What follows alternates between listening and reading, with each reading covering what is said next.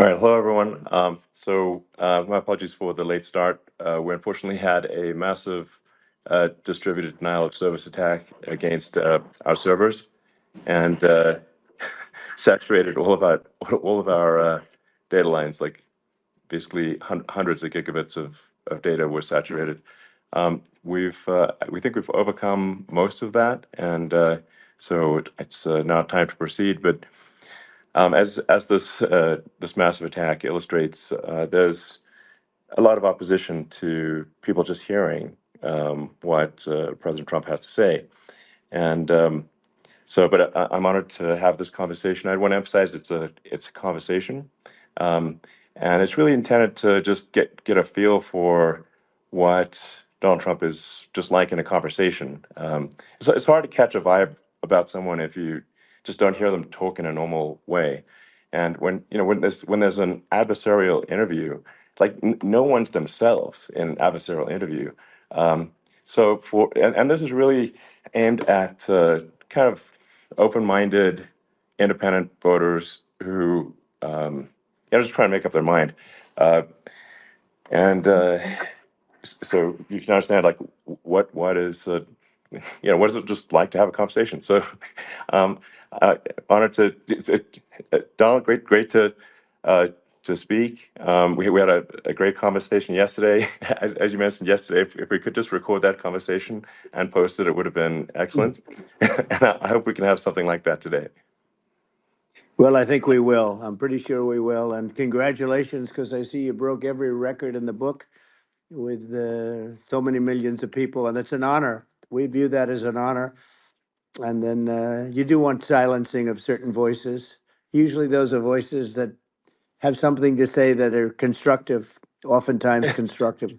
And Yeah. so we have to consider it an honor. But congratulations on breaking every record in the book tonight. That's great. Well, thank you. Um, I mean, maybe we could start off with, the assassination attempt, which was an incredible thing. And I have to say that, your actions after that assassination attempt were inspiring. Um, you instead of shying away from things, instead of ducking down, um, you were pumping your fist in the air and saying, "Fight, fight, fight!" And I think that's, I mean, the president of the United States represents America, and I think that is America. That is strength under fire, and so that's a big a part of the reason why I was excited to endorse you as the president of the United States for having another term here is that was just incredibly inspiring. But I mean, what was it like for you? Not pleasant, I It's have to not be honest. pleasant. I said there was Yeah. I blood. I mean, had being more shot is blood. not I didn't much know fun. I didn't know I had that much blood. The doctors later told me that the ear is a place that is a very bloody place if you're going to get hit.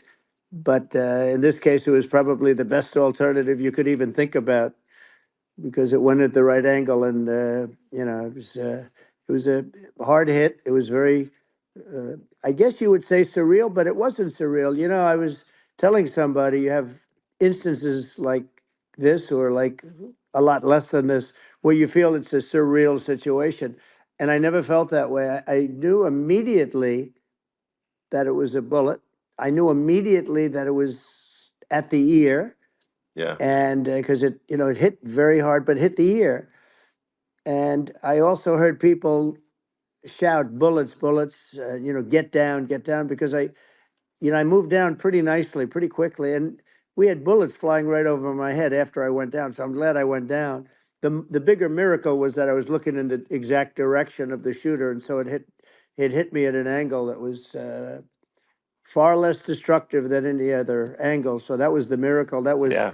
for those Split people that second. don't believe in God. I think yeah, we got to all start thinking about that. You have to, I'm a believer now. I'm more of a believer, I think, and a lot of people have said that to me. A lot of great people have said that to me, actually.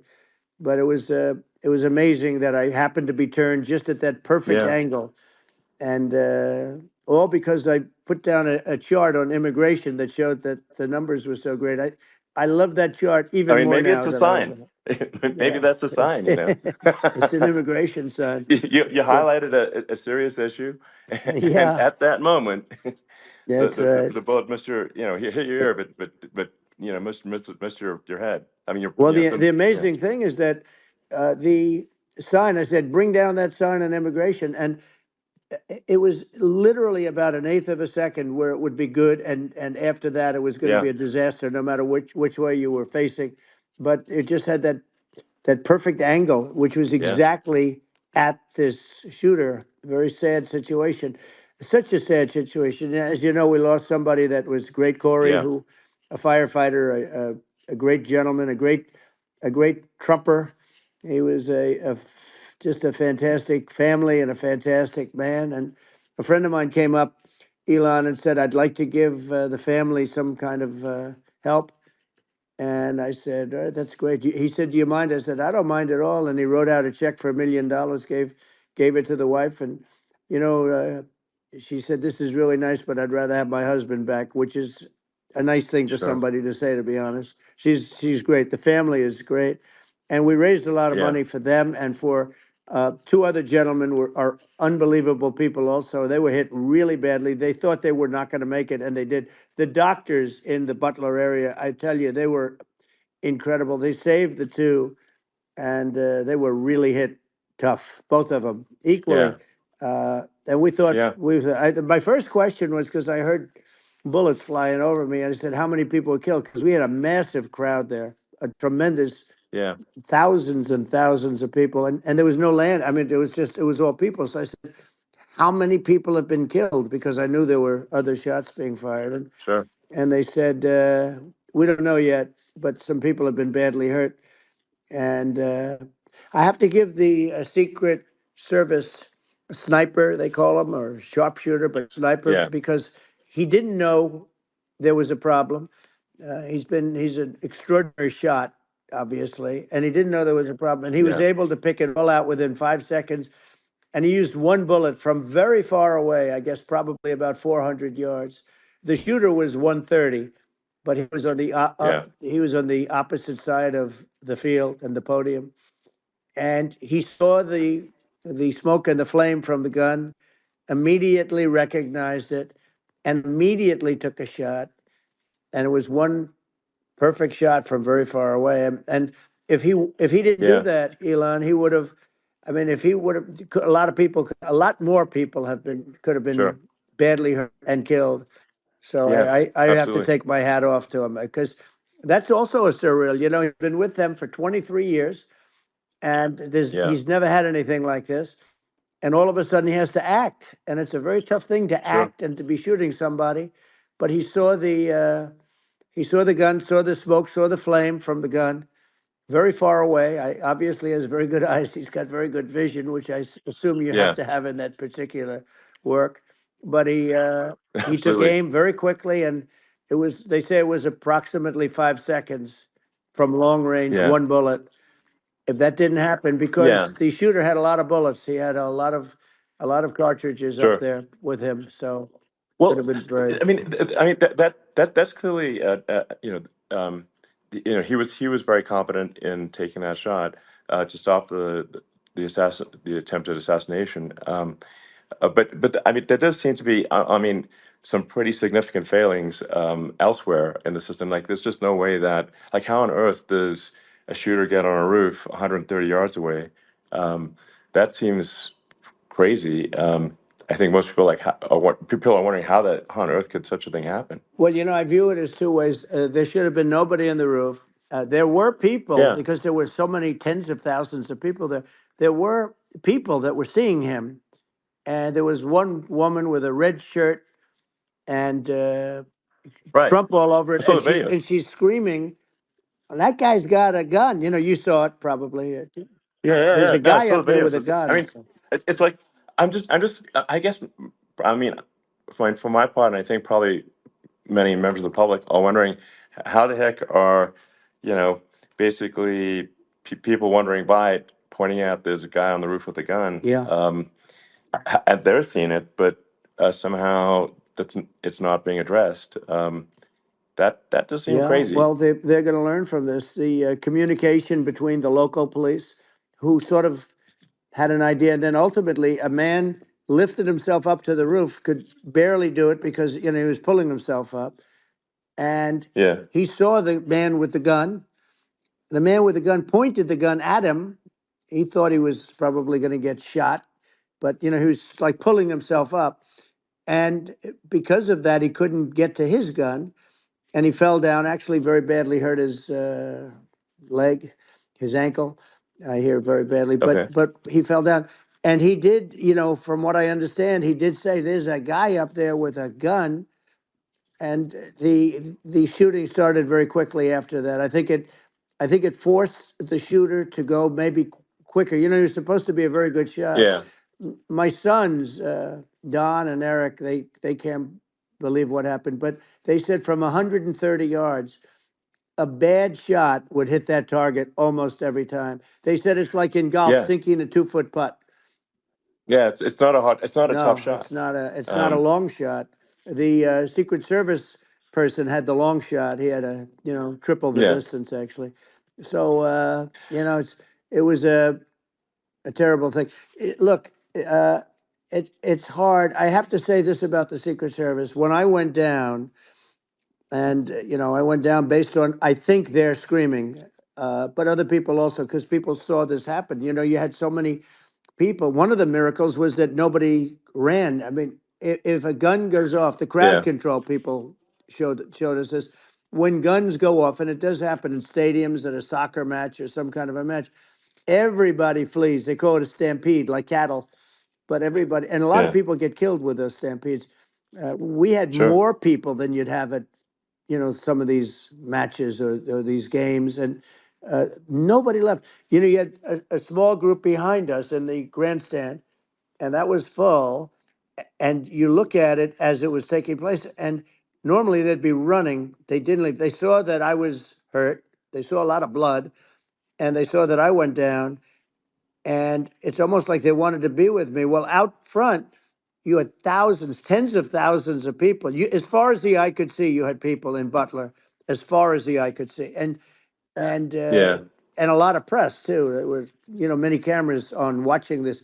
It's what makes it so different, because normally things happen that aren't good, but you never have a picture of it. Here we have all these cameras shooting it, so yeah.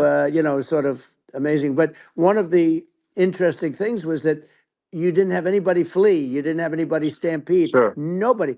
And there were some people behind me. They stood up and they're looking like, I mean, I'll tell you, Yeah, you yeah. want to have them in a foxhole with you. I want to meet some of those people, Sure, because sure. it's so different from what you heard. But so I was down, but the Secret Service Yeah, guys, there were bullets flying right over my head. You could hear them go whizzing, yeah, and these guys came jumping on top of me, and a young lady, Kate, uh, would jump. They moved so fast, and let me tell you, that took tremendous courage. Now there was a lack of coordination.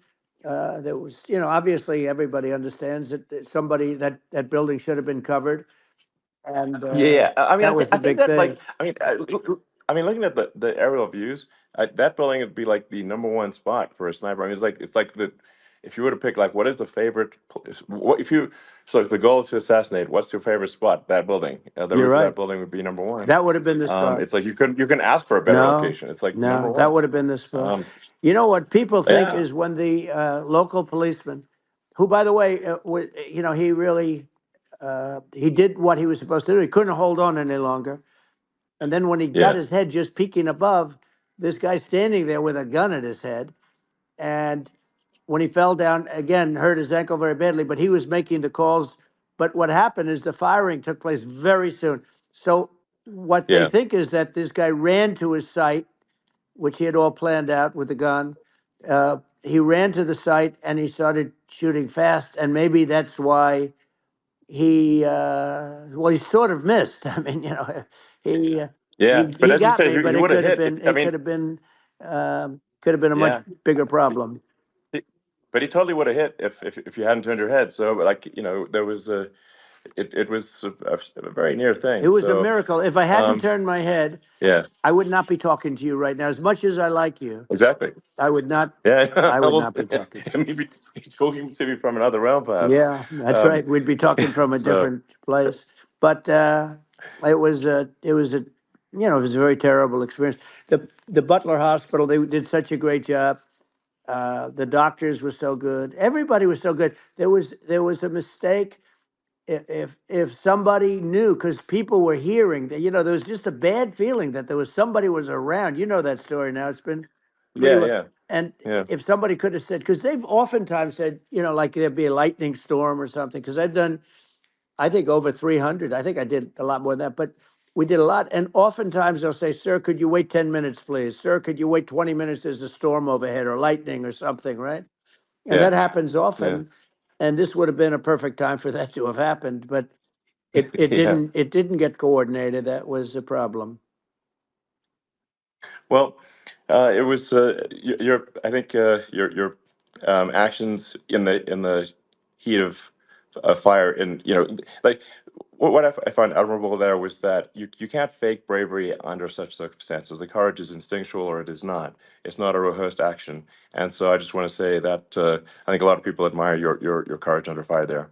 And Well, yeah, so thank you very yeah, much. I appreciate it. I didn't think of it. I just wanted to get up and I wanted to stand up. I wanted to let people know, I felt I was good when they were on top of me, covering me, actually, very much covering me and very bravely.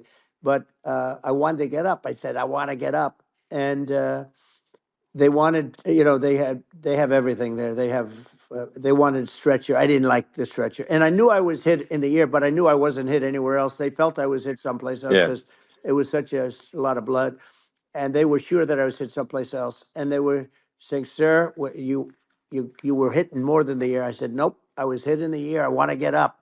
Let me get up." And so I got up, and the crowd didn't know what to think. I mean, this was so many people, and you could see they were confused. They didn't know what to think. And I wanted to let them know I was okay. It was very important for me to let them yeah, know that. And they went wild. You've seen the after. They didn't go wild when I yeah, got up because they didn't know, was I alive. You really couldn't tell when I stood up before the hand, before the fist in the air. Uh, they didn't know if I was alive. Nobody did. And when I put the fist up, they were just relieved and happy and thrilled, and the place went crazy.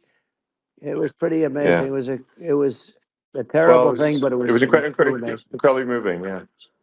Um, well, and I mean, speaking of the sort of slide that got you to turn that saved your life, really, was the illegal immigration Right. slide.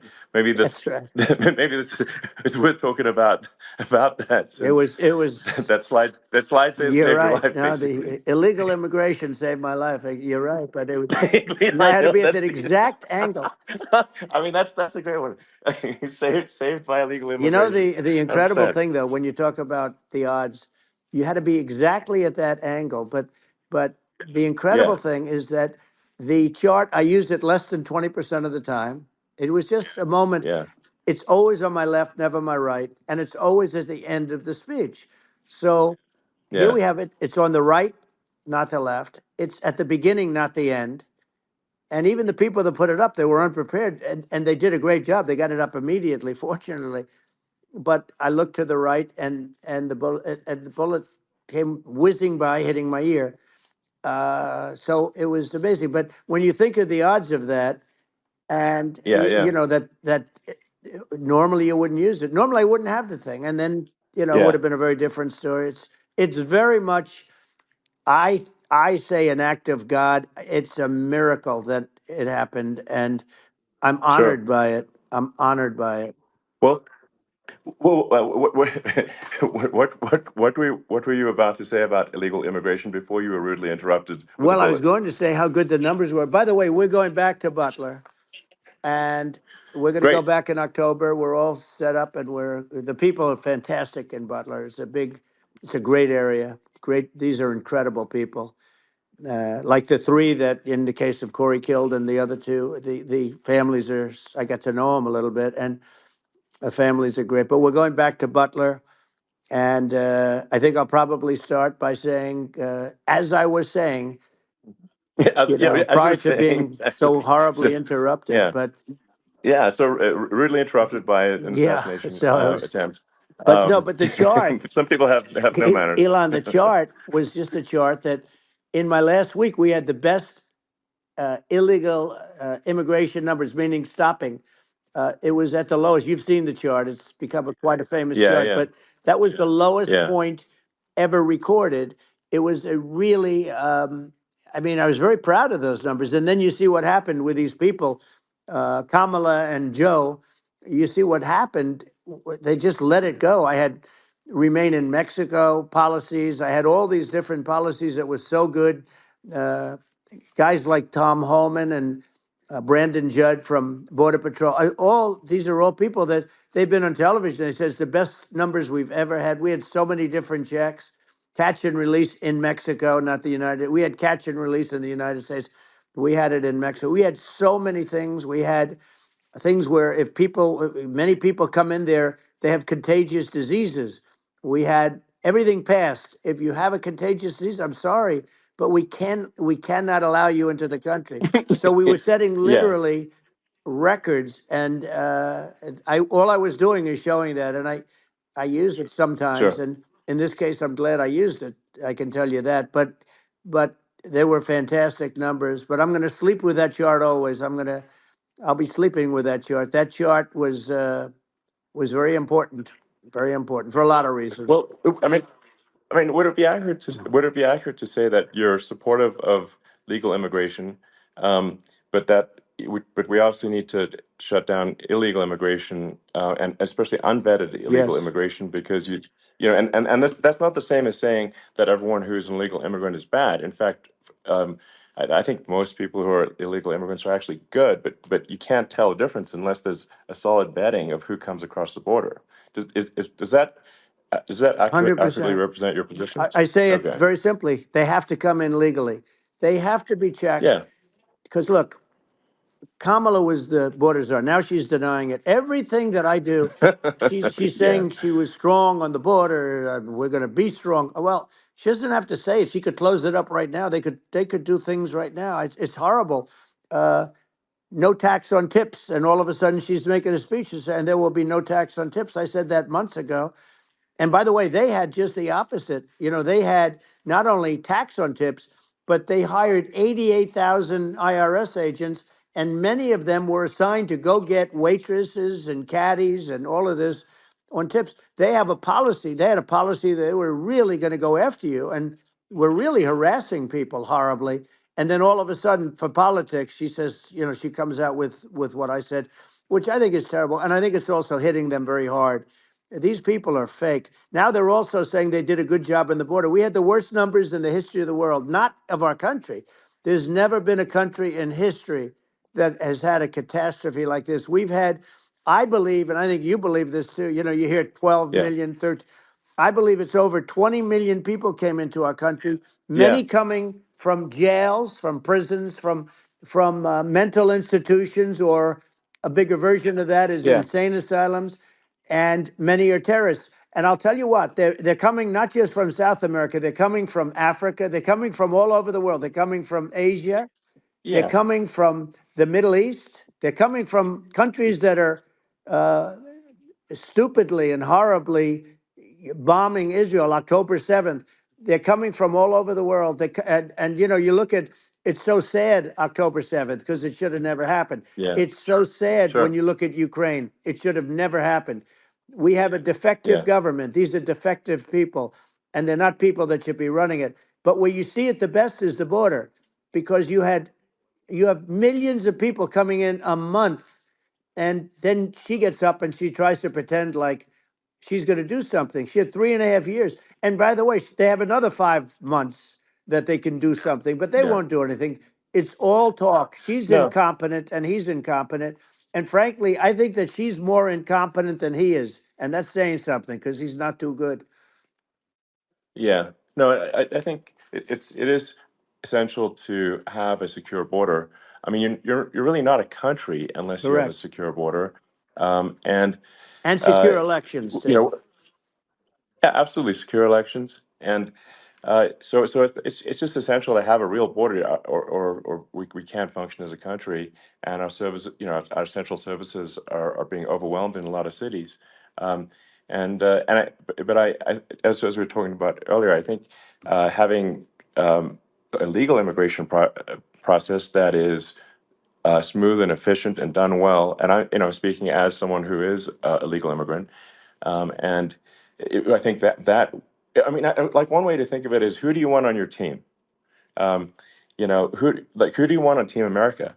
And I think we want to just say, okay, we want to let in people who are gonna, be great contributors to our society and to our economy, Right. and who do you want on the team? And it's not to say that, like in my opinion, actually, I'd say like probably most of the illegal immigrants actually are actually good, hardworking people. That's my opinion, but some are not, and you just have this sort of adverse selection process where, if somebody's if somebody's like a you know uh, has a career in theft or robbery, I don't understand what's taken them so long to get here, because we're such a target-rich environment.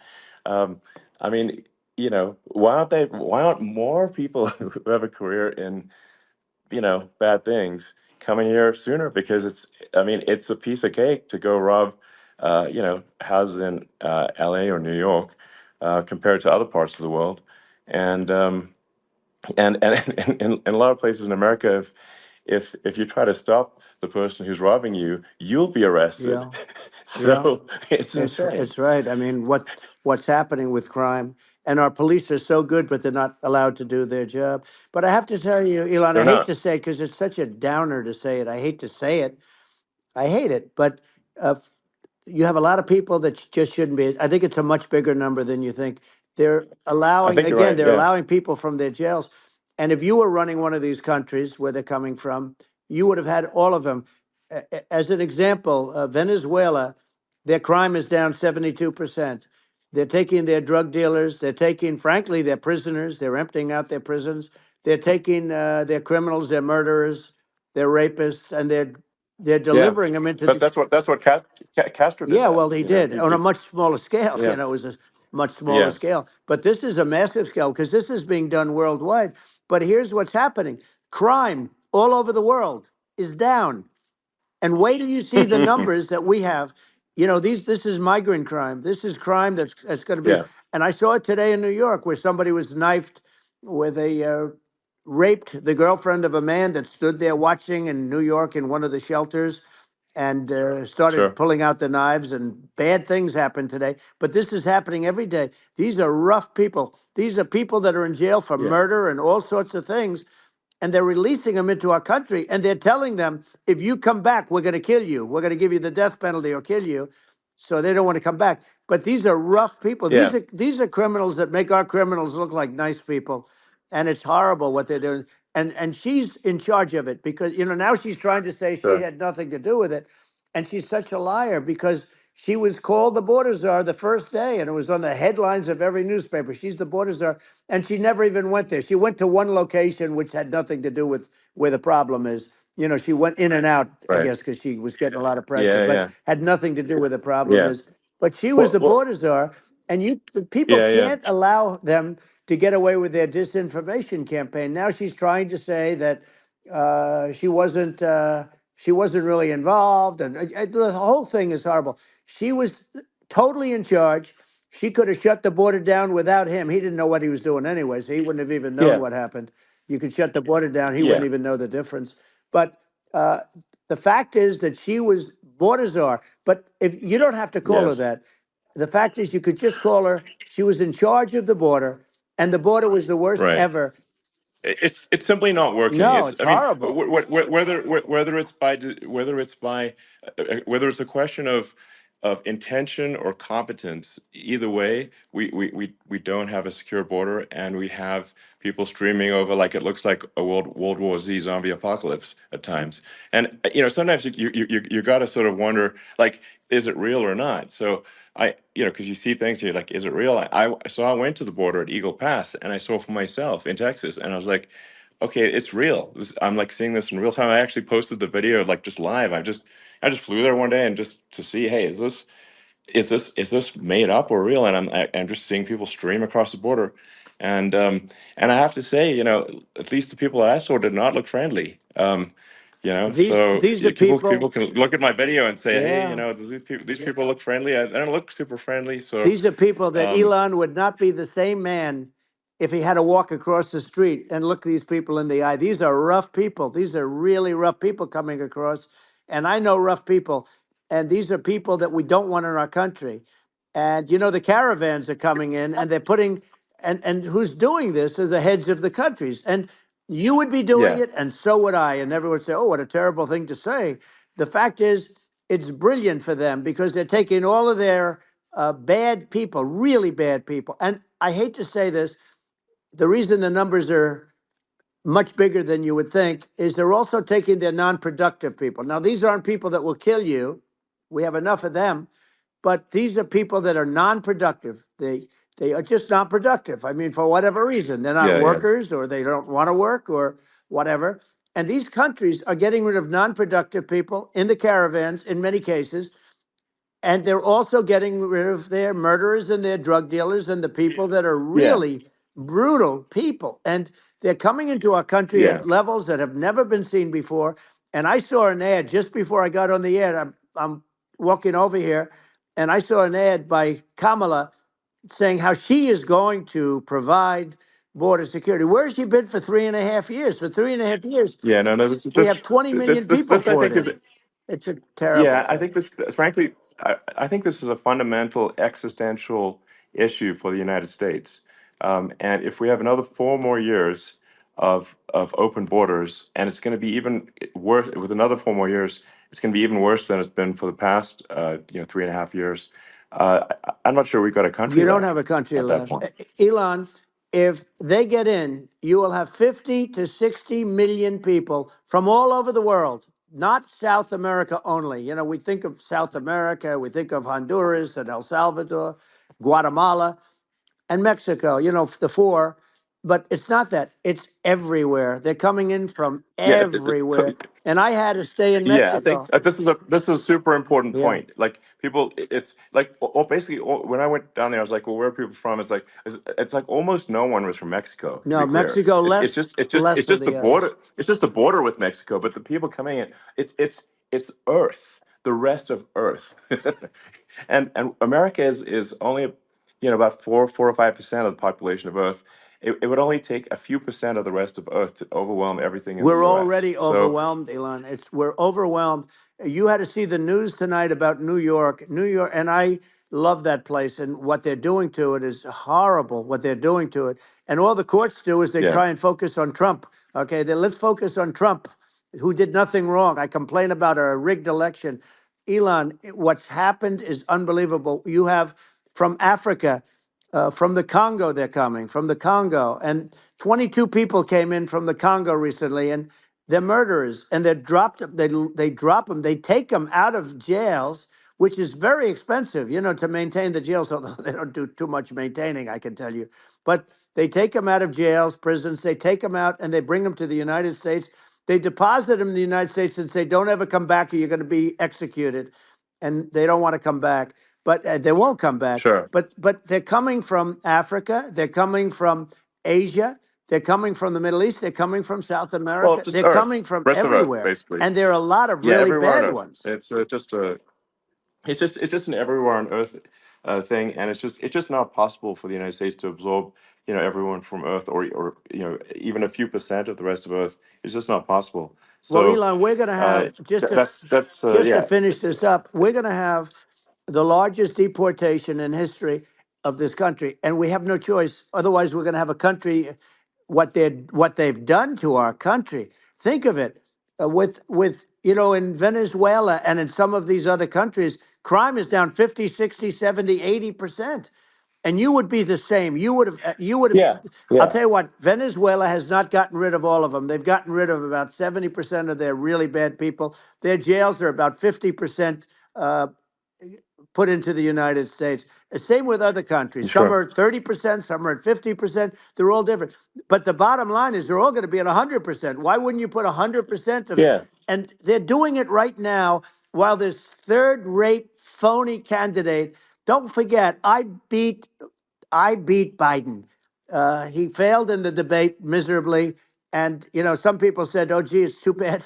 It's too bad he did so badly, or I did well in the debate. The first night they said, wow. One of the people at CNN said that was the greatest debate performance I've ever witnessed. And then 2 days later, they didn't talk about that. They just said he was bad. But that's okay. That's the way I get treated. And I don't mind that at all. What I can tell you is this: we cannot have a Democrat. We cannot have her. She's incompetent. She's as bad as Biden in a it's different. Look, yeah. she hasn't done an I mean, interview since this yeah, whole scam started. well, And say what you want. This yeah, was a coup. This was a coup of a president of the United States. He didn't want to leave, and they said we can do it the nice yeah. way or we can do it the No, hard way. yeah. Not, I mean, they just took him out back behind the shed and basically shot him. What they did Biden. with this guy, So and I'm no yeah. fan of his, and he was a horrible president, the worst president in history. And one of the reasons he was so bad, first of all, the Israeli attack would have never happened. Russia would never have attacked Ukraine, and we'd have no inflation. And we wouldn't have had the Afghanistan mess, if you think of it. Well, And we wouldn't have had yeah. Afghanistan. But we think of it, Well, yeah.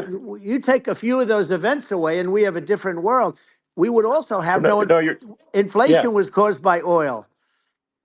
Yeah, no, no. I think you're making an excellent point here, which is that when other countries can, that are, are thinking about invading or doing bad things, when they're thinking about that, they're thinking about, okay, what's the American president going to do, and do they fear the American president, or is it someone they do not respect or and do not fear?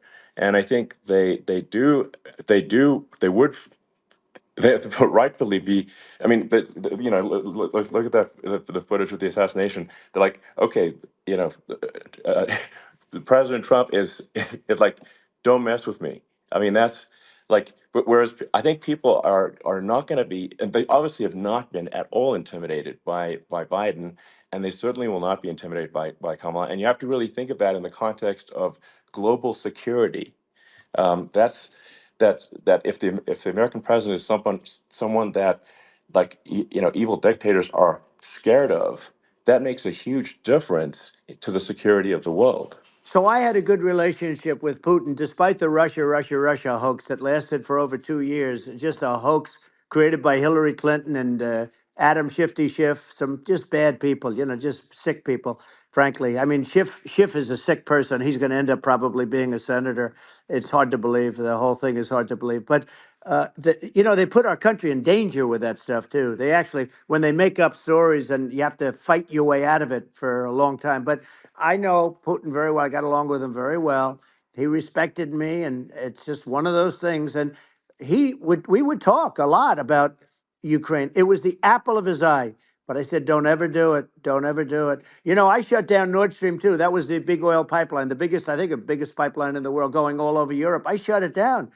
Biden came, and then they say, Yeah, I loved Russia. I was a friend of Putin, and I loved Russia. No, he actually said to me one time, he said, if you're my friend, I'd hate to see you as an enemy. I shut down his pipeline, the biggest pipeline. They were looking at that to yeah, fund, and this pathetic president gets in there, and the first thing he did, one of the early things he did, is he shut down Keystone XL pipeline, which is our pipeline that would have employed 48,000 people, pipeline workers, shuts it down. That was, a massive job that Obama refused to allow. yeah, I allowed it in my first week because it was jobs and it moved oil. And by the way, in a much more environmentally friendly way. It's underground. It's not a truck that catches on fire or a train that catches on fire.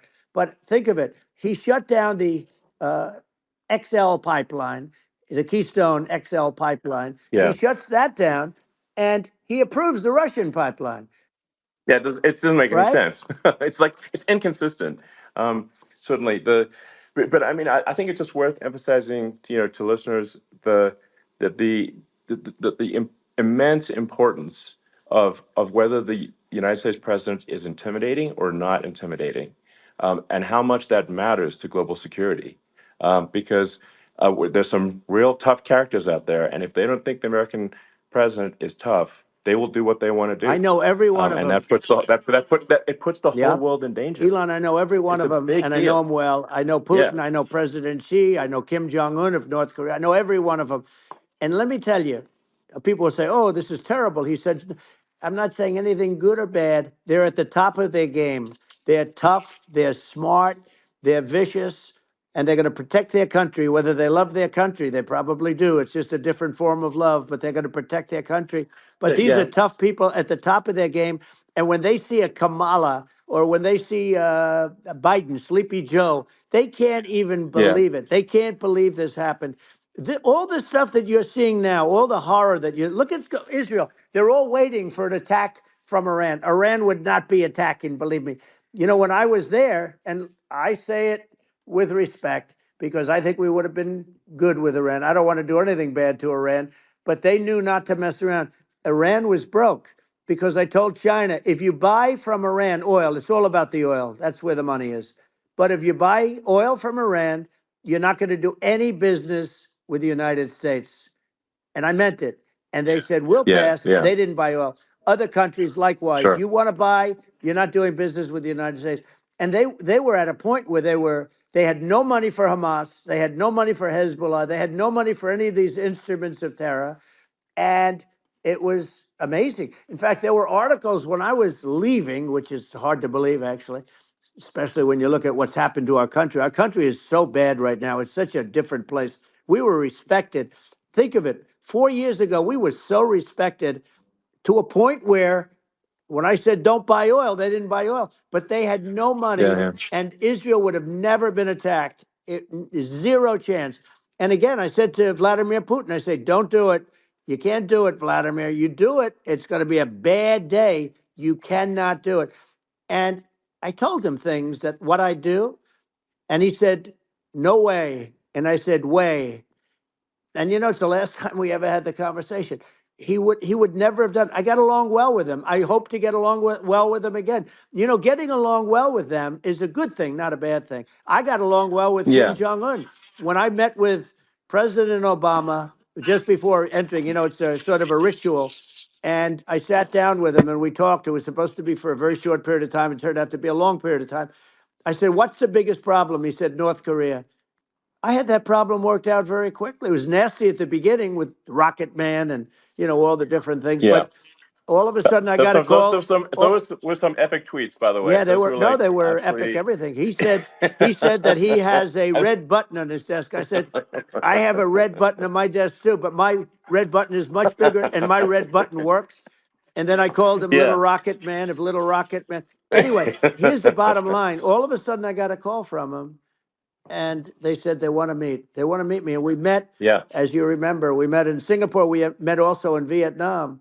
And I got along with them great. We were Yeah. in no danger. But Yeah. President Obama, It's President because Obama thought they we were going to respond. end up in Yeah. a nuclear war with him. And let me tell you, he's Yeah. got a It's not lot of true. nuclear Yeah. stuff too. He's Exactly. got plenty of nuclear. It's He can do plenty of damage. it's So, yes. I mean, it's because I mean, people like Kim Jong Un, they respond to yeah. strength, not weakness. Well, And he and I got it. if you He and I project had a good strength, they relationship. you're good. Remember, I Yeah. remember I met him and we walked onto his land. Nobody ever walked onto his land before.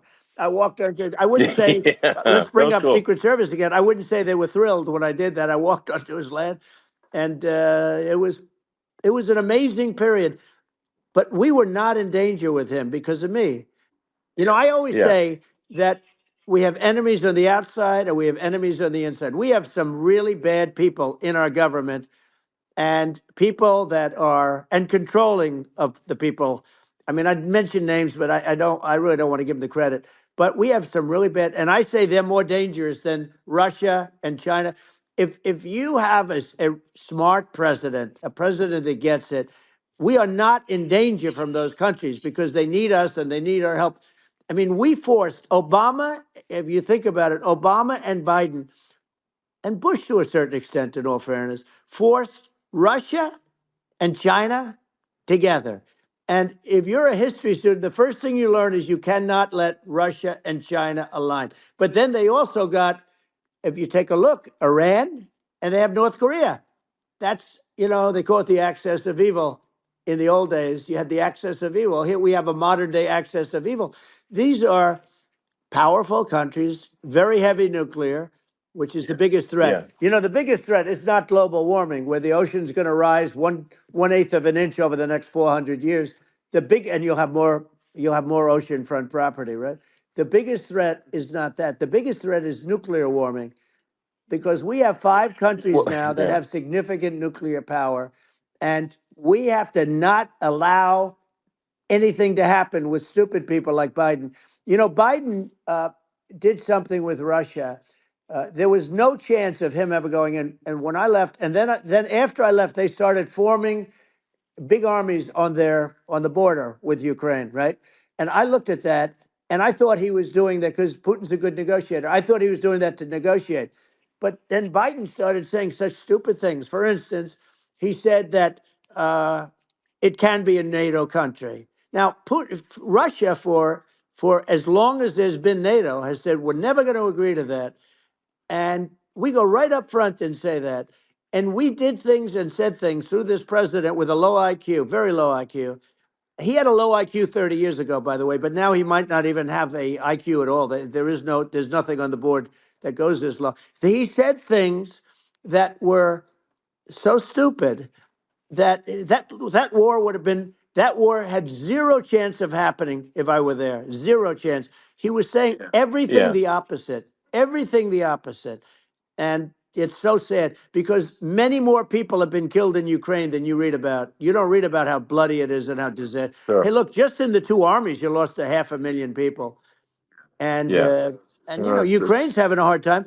Ukraine, I don't know if you saw yeah. the article recently, and it's true. You don't hear the true story, but if you think about it, Russia's gone. Russia defeated Germany with us, and they defeated Napoleon. They've been around a long time. They're a big fighting Yeah. force, Sure. and it's Of course. very unfair. And Ukraine now doesn't have enough men. They're now using young men and very old men to fight, and we're in a very bad position.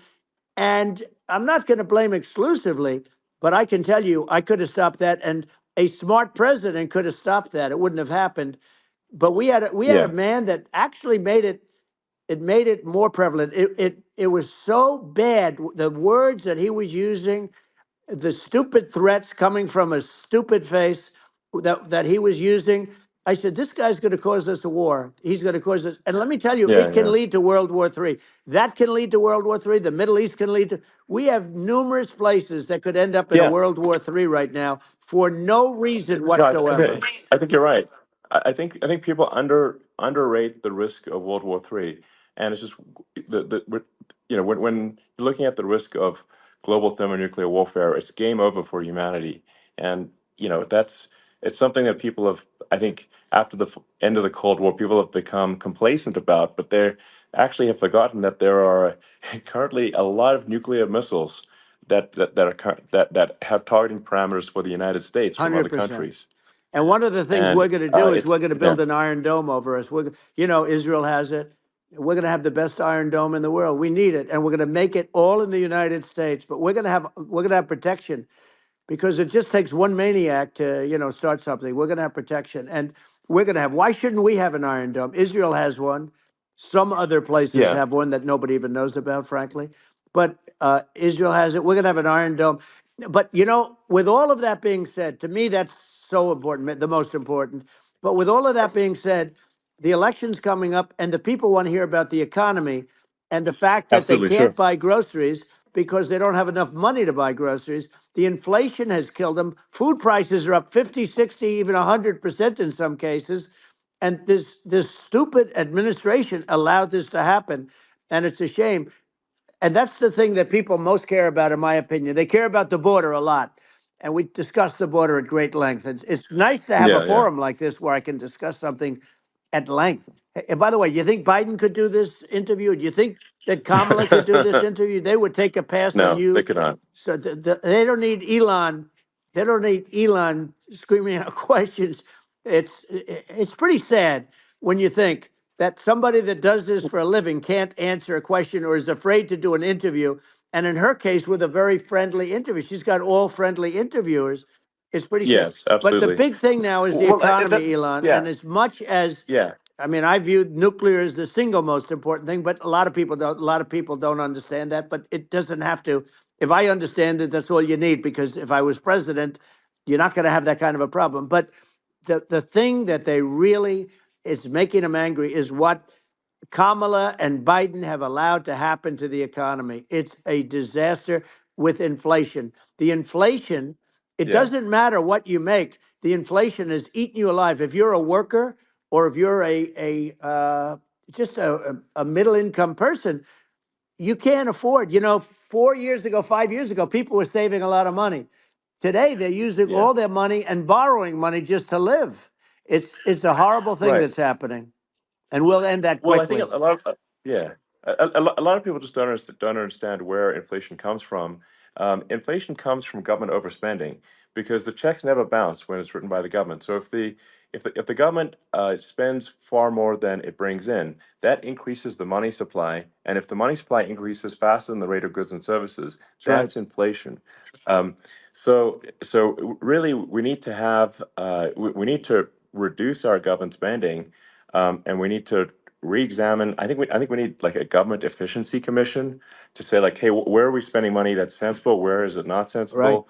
And we need to live within our means. We're currently adding, I think, $1 trillion to the deficit every roughly Right. every 100 days. That's right. And the interest payments on the national debt have now exceed the defense budget.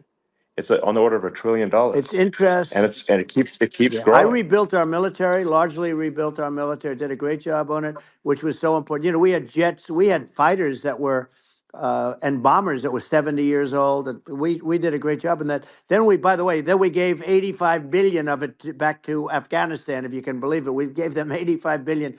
They're one of the largest sellers Yeah, of military equipment in the world. They're selling what we gave them.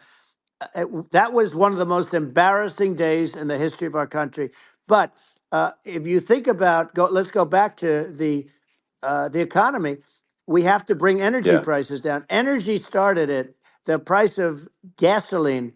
Now your cars don't require too much gasoline, so you have a good and you do make a great product. I have to say, I have to be honest with you. thank That you. doesn't mean everybody should have an electric car, but these are minor details. But your product is incredible.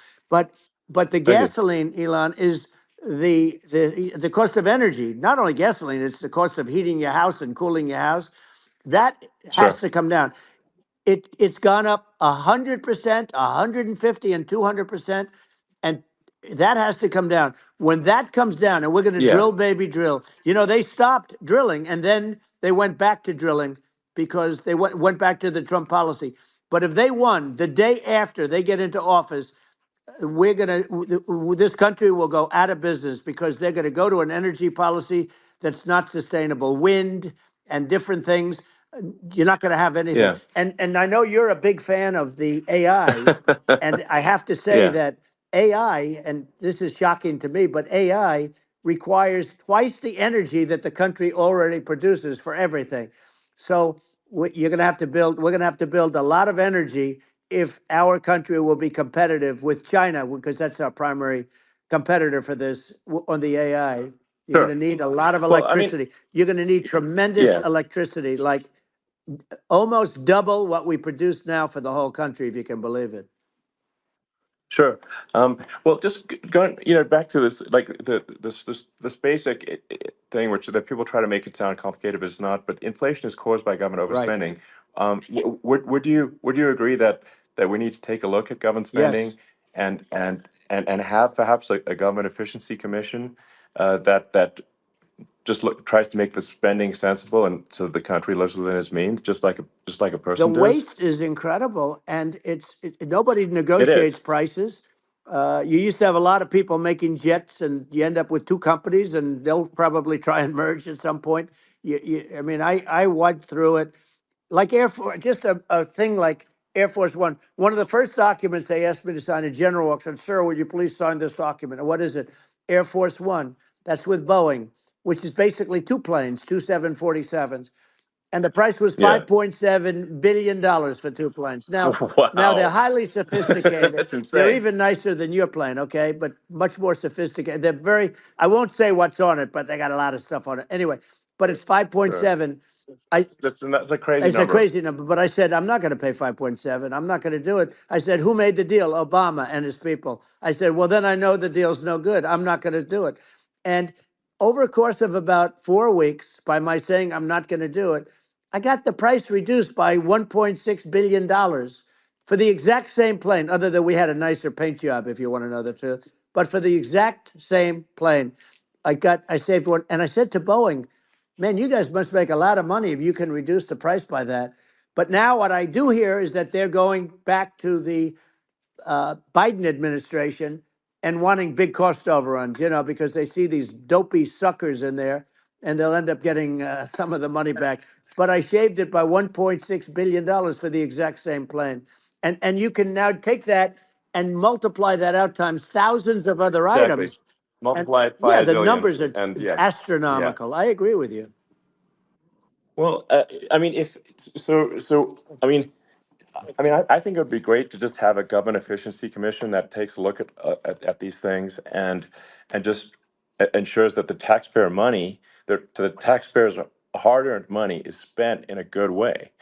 I'd be happy to help out on such a commission I'd love if it. it were formed. Well, you're the greatest cutter. I mean, I look at what you do. You walk in and you just say, "You want to quit?" They go on Yeah. strike. I won't mention the name of the company, but they go on strike, and you say, "That's okay. You're all gone. You're all gone." So every one of you is gone, and you are the greatest. You would be very good. Oh, you would love it. But if you look at Argentina. Well, I'd be happy to Yeah, by help the way, out. congratulations. I Yeah. just looked at the number of people that are listening to you and I chat. We'll call it a chat. But Yeah. congratulations. This is very good. I mean, it's great. And you're an interesting character. The new head of a place called Argentina, and he's a big, Malay's awesome. he's great. And Yeah. he's a big MAGA fan, that he ran on MAGA. And he took it to an extreme too. He ran on MAGA, and I hear he's doing really a terrific job. It's called Make Argentina Great Again. It worked out perfectly. He came in, he bought a lot of hats, he brought over, but he's doing a big job. He really cut. And I'm hearing Yeah. they're starting to do pretty well. Inflation's getting down. They had like Yes, exactly. 2,000%. And they had inflation like not normal inflation. They had the real deal. But we're going to Yeah. have that pretty soon. We have, I think we Yeah. have the worst inflation we've had in 100 years. They say it's 48 years. I don't believe it. I think we have the worst. They Yeah. don't include a lot of the items that should be included. You know. Yeah. Well, it's just from government overspending and not spending taxpayer money Yeah, effectively, and having just so many departments you can't even name them all.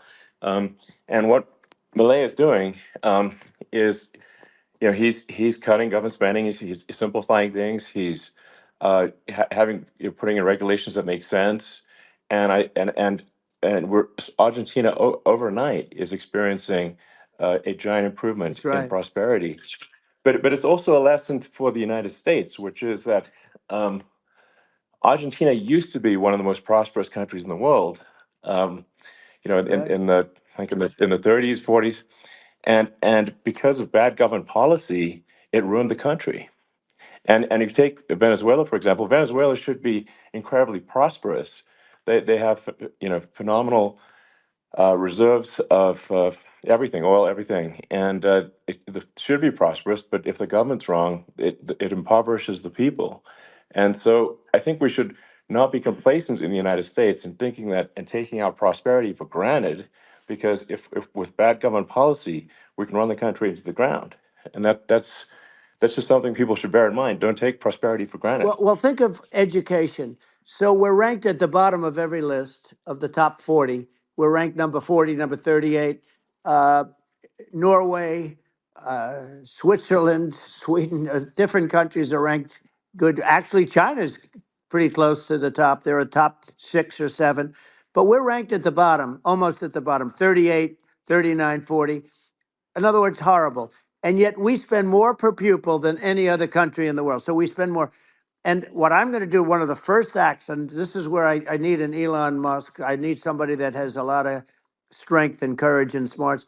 I want to close up Department of Education, move education back to the states, Yeah. where states like Iowa, where states like Idaho, not every state will do great because states that basically aren't doing good now. You look at Gavin Newsom, the governor of California. He he's terrible. He does a terrible job. So he's not going to do great with education.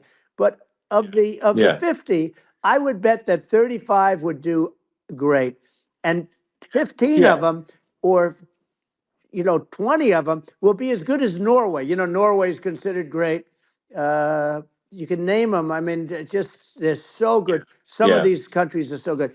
But if you go into some of these really well-run states, we have states that don't know what debt is.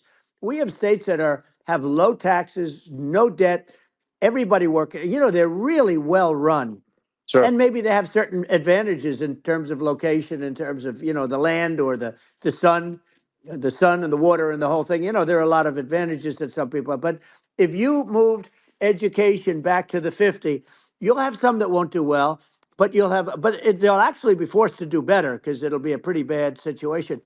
Yeah. But if you think Well, about it, yeah. you'll have some Yeah. of Yeah. these states. I'll bet you'd have 30, 35 states.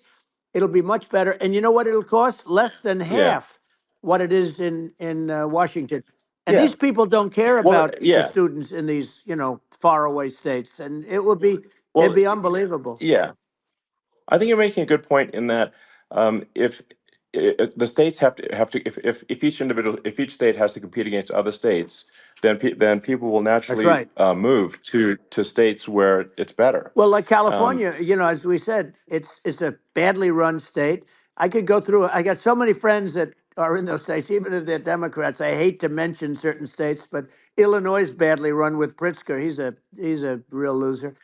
yeah, But some of these places are just badly run. But it's almost going to force them to run better, and they won't do a good at initially. But you're not going to do worse than you're doing right now. And I would say that yeah, the cost you would cut your cost by 50 or 60%. And you'd have a little yeah, yeah, monitor. You want to make sure they're teaching English as an example. Give us a yeah. little English, right? Sure, yeah. Right? No, but I mean, to what? Some of these governors are doing so badly. I mean, they got so many people moving out of their state. They should get U-Haul Salesman of the Year award because they're driving so much U-Haul It's sales. actually It's just amazing. people moving out. Isn't it amazing to you as a businessman that they can even survive? Like Illinois, so many people are leaving, and you wonder, how do they survive? I mean, how do they survive? Uh, I saw where you left California and you moved to Texas. Texas does a great job. But, I Yeah, mean, I just wonder, how do these states survive when big businesses, a big oil company just left California, as you know, and they moved to Texas. How do these big states survive when they lose so many businesses and their taxes are already really high? The taxes are among the highest yeah. taxes. You almost wonder, how do they continue on? And in many cases, the governors don't do a good job in their crime-ridden places. You wonder, how do they continue to just go on? It's Well, not a good I think there's. situation. I think the only thing that's going to force some of these states to change is if they risk bankruptcy and they're not getting bailed out by the federal Right, government. right. Well, you're That's gonna that's you're the gonna only thing have that's going to that. get them to change. You remember the Yeah, area in California where they had that, where I guess somebody had sticky fingers and they stole a lot of money, and they went into a form of chapter, and it was very yeah, nasty for yeah. a period of time. But now it's probably the most popular place in all of California. So at some point, something like that may have to happen. But the problem is, you can't penalize people that loan money to the state when you have incompetent people like a Pritzker. Look, the family didn't want him in the family business, and then he ends up being governor of Illinois. So what is he going to be? Is he going to be a great governor? And you have people. I could name every one of them. I got to know every one of Yep. these, and some are very good, and some are just horrible. Well, I think that the larger point here, too, as you're saying, like a lot of people are concerned about the economy, a lot of people are concerned about inflation, and inflation is effectively a tax on people that save money, Yeah. and for people that are working day to day, it's just a form of taxation. And if we can solve the government spending problem, we'll solve the inflation problem, which means people will have a better standard of living, and Yeah. that's a really big Well, the deal. people that got hurt Um, worst are the people that did it the way they were taught to do it all through, their younger life and their young life and their whole life. The people that saved money and then they got no interest on their money and inflation destroyed them. And frankly, they were almost better off if they didn't do anything like that. I mean, those people have been absolutely decimated, and we're going to bring those people back and help those people. We've got to get the prices down. When I look at bacon costing 4 or 5 times more than it did a few years ago, sure. when you look at some of the food products in grocery stores, people go, they can't believe it. They used to be able to buy a whole cart, and today, a lot of people just don't have the money. They go in and they can't buy anything. They look at Yeah, it's sticker I shock. think They it. call it Yeah, sticker shock, right? I think it really just comes, like I said, I think it just comes down to really, I guess, two things, which is that if you solve government overspending, you solve inflation, which improves living Right. standards of the average person, and then if you deregulate, like have sensible regulations, so because a lot of the regulations are nonsensical and cause the cost to be extreme for no reason. But unless you've got effective deregulation, like Reagan did a great job on deregulation in the 80s, but it's been 40 years since we had That's right. anyone really. I mean, during your administration, we made some progress, but I think uh, there's an opportunity to make, I think, radical progress with sensible regulation. Yeah. And Well, if it was Elon, we those two things, yeah, those are the big yeah, deals. we set a record. We did more deregulation and more restrictions on all of the different businesses than any other president. Remember, I had the rule for everyone we put in, you have to get rid of 10 or 12. And we did Yes, radical cuts on all of that, and a lot of that's being put back by this administration.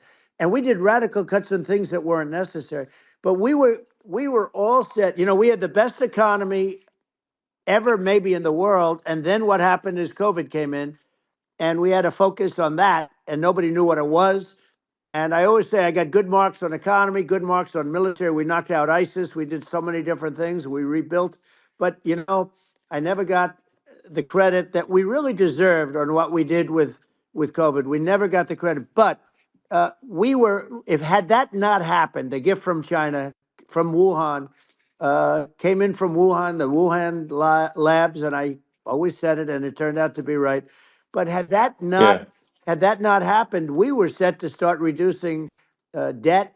We were going to reduce taxes further. I gave the largest tax cuts, and we were going to reduce taxes still further for middle income people, not only businesses.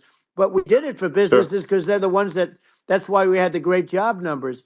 But we were set to really start reducing debt. And, we're sitting on the biggest pile of liquid gold anywhere in the world, bigger than Saudi Arabia, bigger than Russia. And we were going to drill, and we were going to make so much money. We were going to supply Europe with oil. I had stopped the Russian pipeline, and we were going to supply them with oil and gas. We were going to make a fortune. And then the COVID came in, and we really had to divert. Then what happened is when they came in, we kept a lot of businesses alive. If I didn't do what we did, we would have had a 1929 type depression. But the problem is when Biden came in, he got trillions of dollars and just started spending it stupidly. You didn't need it anymore. We got over that bad period where everybody was dying and feeling, it was just not a good period. Interestingly, during his administration, many more people died during his administration of COVID than during my administration, and we really got the brunt of it. But people don't realize more people died during his administration than ours. But it diverted us from doing what I wanted to do. But we had the greatest for almost 3 years. We had the yeah, great, and you know that probably better than anybody. So many of your friends said to me, the best years we've ever had in business were during the Trump years, and also said that uh, African American, Hispanic American were so incredible. They were having the best Asian American women, men, young people without a diploma, young people that graduated from the best colleges, from from MIT, from the Wharton School, from all of the great colleges, Harvard. They were doing better, and people without a diploma were doing better, and everybody was happy. And then COVID came, and we Sure. had the problem is they spent trillions and trillions of dollars. They wasted. They shouldn't have taken any money, and we wouldn't be having inflation right now, which is killing our country. Yeah, yeah. Yeah, absolutely. And I mean, I should probably say something about like, maybe my views on, climate change Yeah, and oil and gas, because I think I'm probably different from what most people would assume. Because my views are actually pretty, I think, moderate in this regard, which is that I don't think we should vilify the oil and gas industry and the people that have worked very hard in those industries to provide the necessary energy to support the economy. And if we were to stop using oil and gas right now, we would all be starving, and the economy would collapse. So I don't think it's right to sort of vilify the oil and gas industry, and the world has a certain demand for oil and gas, and it's probably better if the United States provides that than some other sure. countries, and it would help with prosperity in the U.S. And at the same time, obviously, my view is like we do over time want to move to a sustainable energy economy, because eventually you do run out of. I mean, you run out of oil and gas. It's not there for. It's not infinite. Um, and there is some risk. I think the risk is not as high as a lot of people say it is with respect to global warming. But I think if you just keep increasing the parts per million in the atmosphere long enough, eventually it actually simply gets uncomfortable to breathe. People don't realize this. If you go past 1,000 parts per million of CO2, you start getting headaches and nausea. And so we're now in the sort of 400 range. We're adding, I think, about roughly 2 parts per million per year. So I mean, it still gives us. So what it means is like we still have quite a bit of time, but so there's not like we don't need to rush, and we don't need to like stop farmers from farming, or you know uh, prevent people from having steaks or Right, basic stuff like right. that. Like you can leave the farmers alone, I agree. in How my opinion. crazy is that where I mean, you have farmers that are not allowed to farm anymore and have to get rid of their cattle, and the whole world is yeah, a that's little silly. crazy, but it's largely taken its lead from us. I do say though, I've heard in terms of the fossil fuel, because even to create your electric car and create the electricity needed for the electric car. Fossil fuel is what really creates that at the generating plants. And, so you sort of can't get away from it at this moment. I mean, someday you might be able to, but I do hear we have anywhere from 100 to 500 years left. Much of it hasn't even been found yet. Yeah, But there are tremendous, like Anwar. I got Anwar in Alaska approved. Ronald Reagan couldn't do it. Nobody could do it. Everybody tried. Nobody could do it. I got it approved. The first thing that Biden did was unimprove to get rid of it. He ended yeah, it. His secretary went in and she ended it. And what a disgrace. That's Anwar. That's bigger, or they think it could be bigger than Saudi Arabia in Alaska. Could be bigger than Saudi Arabia. But they went in and they terminated it. And I'll get it going very quickly, because not only is it big for Alaska, I mean, you talk about economic development, that for the United States, I mean, that is, they say bigger than Saudi Arabia or the same size, and pure, yeah. really good stuff. And, they end it. So I think we have, perhaps hundreds of years left. Nobody really knows. But during that Yeah. during that I mean, time, my something will estimate. come around that will be Yeah, very good. yeah. Yeah. Well, I mean, and my estimate would be, a little more aggressive than that, but it's not the sort of like we're all going to die in 5 years stuff. That's obviously BS. Um, but I mean, my view is like if you just look at sort of the parts per million that increments every year, you get sort of 2 or 3 parts per million every year of CO2. Uh, y- I mean, I think some of that it's problematic if it accelerates, if you start going from two or Right. three to say five, and then there may be some situations where you get just a step change increase in the CO2, Hmm.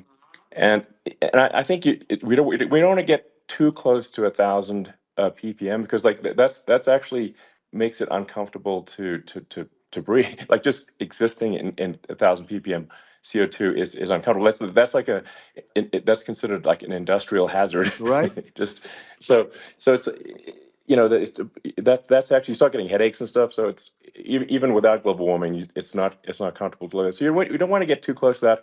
But I mean, I think we've got. I think we want to just move over, and like, and if I don't know, 50 to 100 years from now, yeah, we're I don't know, mostly sustainable. I think that'll probably be okay. Um, so it's not like the house is on fire immediately, but I think it is something we need to move towards. And on on balance, it's probably better to move there faster than slower. But like I said, without vilifying the oil and gas industry, and without causing hardship in the short term. I think this can be done, um, without, but people can still have, a stake, and they can still drive gasoline Sure. cars, and it's okay. It's like, it's not. I don't think we should vilify people for it, but I think we should just generally lean in the direction of sustainability. And I actually think solar is going to be a majority of Earth's energy generation in the future, and it's certainly trending that way. Mm-hmm. And so you get the solar power, combine that with batteries, so because obviously the sun doesn't shine at night, and then you use that to charge the electric cars, and you have a long-term sustainable solution. And that's what Tesla's trying to move things towards, and I think we've made a lot of progress in that regard. But when you look at our cars, we don't believe that environmentalism, that caring about the environment should mean that you have to suffer. So we make sure that our cars are beautiful, that they drive well, that they're fast, they're sexy. I mean, they're cool. In fact, literally, I mean, this sexy joke, Model S, Model 3, Model X, and Y spells out sexy. It's probably the most expensive joke out there. Right. Um, but I don't know, I like cheesy humor, so, um, but I'm not, I'm a big fan of, like, let's have an inspiring future, and Yeah. let's work towards, a better future, and we can do so without demonizing Right. people. I'm okay. You know, It's very interesting. You use the word global warming, and today they use the word climate change because you have some places that go up, and so they were getting themselves in a little trouble with the word global warming because not every place is warming. Some places are going the opposite direction. But I'm sort of waiting for you to come up with solar panels on the roofs of your cars and on the trunks of the cars, and it just seems like something that at some point you will come up with. I'm sure you'll be the first, but it would seem that a solar panel on the roofs, on flat surfaces, on certain surfaces might be good, yeah, at least in certain areas of the country where you have or the world sure, where you have the sun. But I would think, and I have no idea because that's not my world, but I would think that this would be something that would be interesting. But the one thing that I don't understand is that people talk about global warming or they talk about climate change, but they never talk about nuclear warming. And to me, sure, that's an immediate problem because you have, as I said, 5 countries where you have major nuclear, and probably some others are getting there, and that's very dangerous. That's where you need a strong American president because you don't want to have this proliferation. But you have 5 countries and getting more. China is much less than us right now, but they're going to catch us sooner than people think. They're way lower. Russia and us are number one, and I mean, we're sort of tied. And China is far behind, but they're developing at a level that you're not surprised to hear very fast. They'll end up catching up, maybe even yeah, surpassing. But to me, the biggest yeah, problem is not climate change. It's not, and everything's a problem, but it's degrees. To me, the big problem is the nuclear power. The power of nuclear is so great. And when I talk yeah. about Nuclear power is underrated. It's I'll awesome. prevent World War Yeah. III, Oh, I will. But the truth okay. is that you have to because this is no longer army tanks going back and forth and shooting at each other. This is Yeah. a level of destruction and power that nobody's ever seen before. Yeah, and actually, there's the bad side of nuclear, which is a nuclear war, very bad side. But there's also, I think, nuclear electricity generation is Absolutely, you're underrated, right. and it's actually, people have this fear of nuclear electricity generation, but it's actually one of the safest forms of electricity generation. It's just a huge misunderstanding. Um, And if you look at the injuries and deaths, caused by, say, I mean, I'm not going to try to pick on coal mining, but just any kind of mining Right. operation, and there's a certain number of injuries and deaths per year. And you compare that to nuclear. Nuclear is actually way better. So it's underrated as an electricity source, and I think it's something that's worth reconsidering. But there's so much regulation that people can't get it done. So that Maybe they'll have sort to of change the have it, name. The name is just, it's a rough name. There are some areas yeah, it's a rough like when name. you see what happened in, Good bad right, branding. The we'll have to branding's rough. rebrand it. We'll have to give it a good name. We'll name it after you or something. You know, No, no, it I has think a, hey, it has a branding problem. You know, when you see what happened in, it does have a branding problem. when you see what happened in Japan, where they say you won't be able to go on the land for about 3,000 years. Did you ever see that? And in Russia, where they had the problem, where they, there's a lot of bad things happened, and they have a problem. And they say that in 2,000 years, people will start to occupy the land again. You realize it's pretty bad, No, that's not true. but you're Well, no, right no, about it. It's amazing. it's actually not that bad. So like after Fukushima happened in Japan, like people were asking me in California, are we worried about like a nuclear cloud coming from Japan? I'm like, no, that's crazy. It's actually it's not even dangerous in Fukushima. I actually flew there and ate locally grown vegetables on TV to prove it. Um, and and I donated a solar water treatment, yeah, a solar powered system for a water treatment plant, and Yeah, but you haven't because the been danger feeling is so just well lately, and I'm worried about no, it. no, but I mean, I'm it's just only kidding. it's I'm only fine, kidding. it's like Hiroshima and Nagasaki were bombed, but now they're like full cities again. So Right. it's Well, that's clearly great. not That's great. something that That's um, great. so it's not as scary as people think, basically. But Yeah. um, let's see. I mean, are there some other topics we should touch on? Oh, like lawfare. I think Well, we need to be concerned about. what they've done to Um, this country. obviously, Yeah. yeah. Well, we just won the big I mean, case in Florida. This was a Biden administration did something that's never been done in this country, and that's go after their political opponent, me, with this nonsense and just nonsense. And the big case in Florida we won, but they always pick a judge and a jury, and they use local DAs, they use the local uh, attorney generals, like Fani, Fani, spelled yeah, Fani, Fani, and it's yeah, it's yeah, all a big hoax, and it's all run from there. Like in Manhattan, the one of the top people from the Justice Department went in, ran Manhattan, ran the state. The Letitia James deal was run by a person from the Department of Justice, Biden. They've never done this before, sure, and they set up a very bad precedent. It's called lawfare, warfare. yeah, It's a terrible thing, and never happened in our country. It does happen in banana republics and third world countries, but it's never yeah, happened. And the incredible thing is it actually drove my numbers up because people see, fortunately I have a platform like you, or in all fairness, like a conversation like this, where I can talk about it and people understand. I mean, you fight for election integrity and you end up getting indicted because you're fighting for election integrity. And when the day comes that you can't fight for election integrity, you don't have a country anymore. So what yeah, happens is they went after their political opponent, me.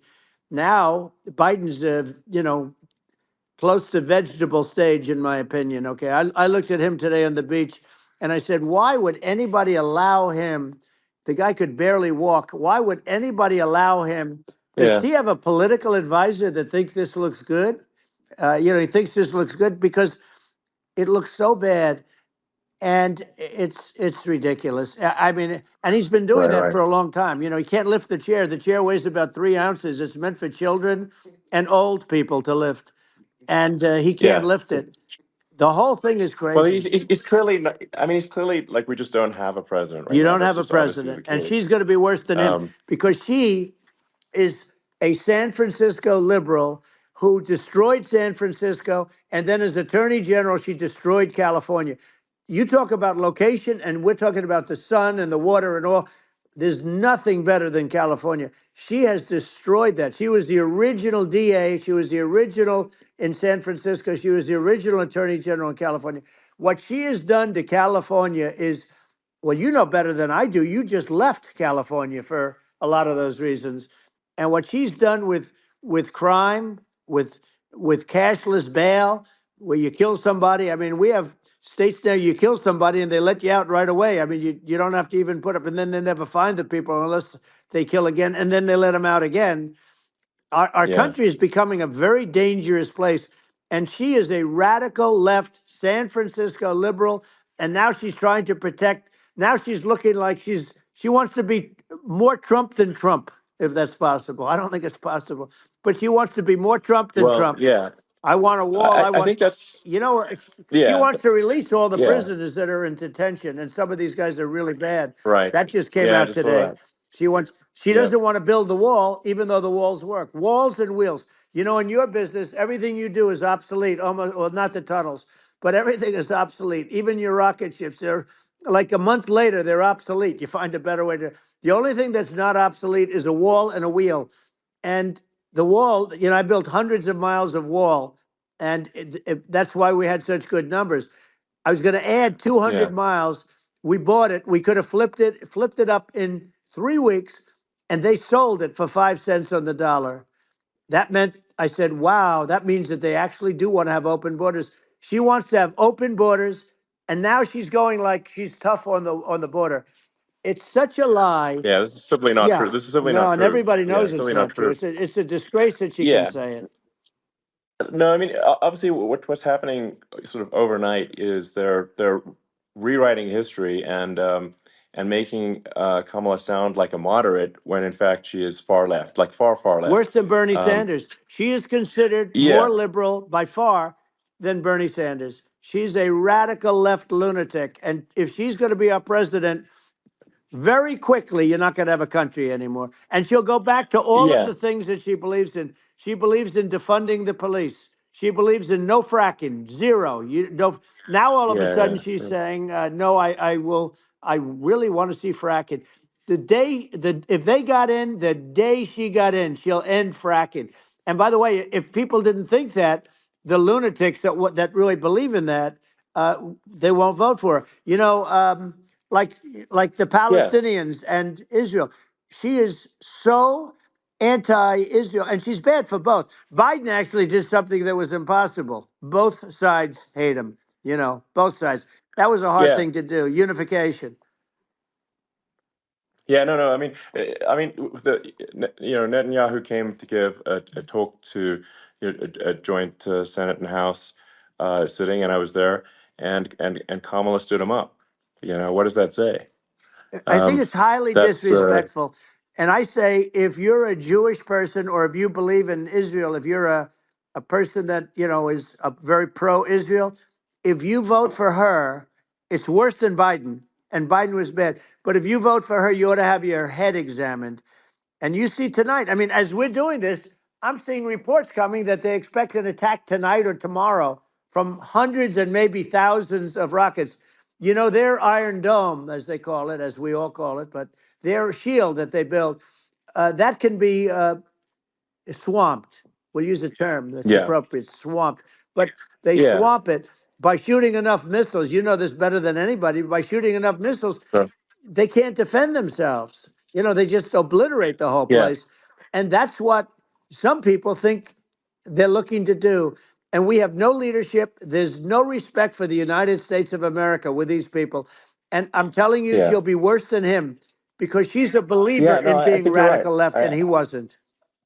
I think you're right. I mean, you really, it's important for the public that may be listening to this to look at Kamala's track record, before the last like month, and say, is that a track record you agree with? And I think if you're an independent moderate, you definitely would not agree with it, because it is her behavior has been far left, and we're seeing just an overnight propaganda attempt to rewrite history and make it sound like Kamala's moderate when she in fact is not moderate. Well, Um, so I her think that, running mate approved, signed into legislation, tampons in boys' bathrooms. Okay, now yeah, that's yeah, all I that's have to weird. hear.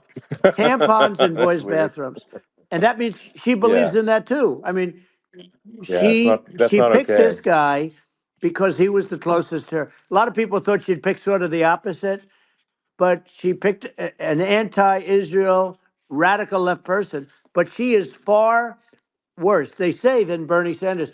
If we have her as a president, if we have a Democrat at this moment as a president, I don't think our country can survive.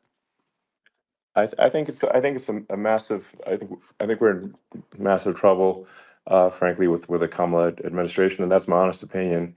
Um, and uh, and I think really it's essential that you win for the good of the country for this election. And I mean that's I'm just stating my opinion. Um, Now you know you may have seen this, but I got a letter from the EU Commission, like saying, to not have disinformation on the like during this discussion that we're having, like, and there's a lot of attempts to do censorship and to force censorship even on Americans from other countries, and um, what do you think about that? Well, I know the European Union very well. They take great advantage of the United States in trade, as you know.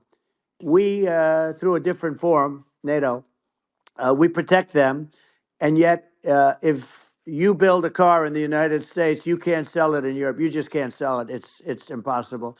The same thing with our farmers. Our farmers find it very difficult to do business. You know, we have a deficit with them of $250 billion, which people don't know. It sounds so nice, the European Union, but let me tell you, they're not as tough as China, but they're bad. And I let them know it, and that's probably why they notified you. No, they don't treat our country well.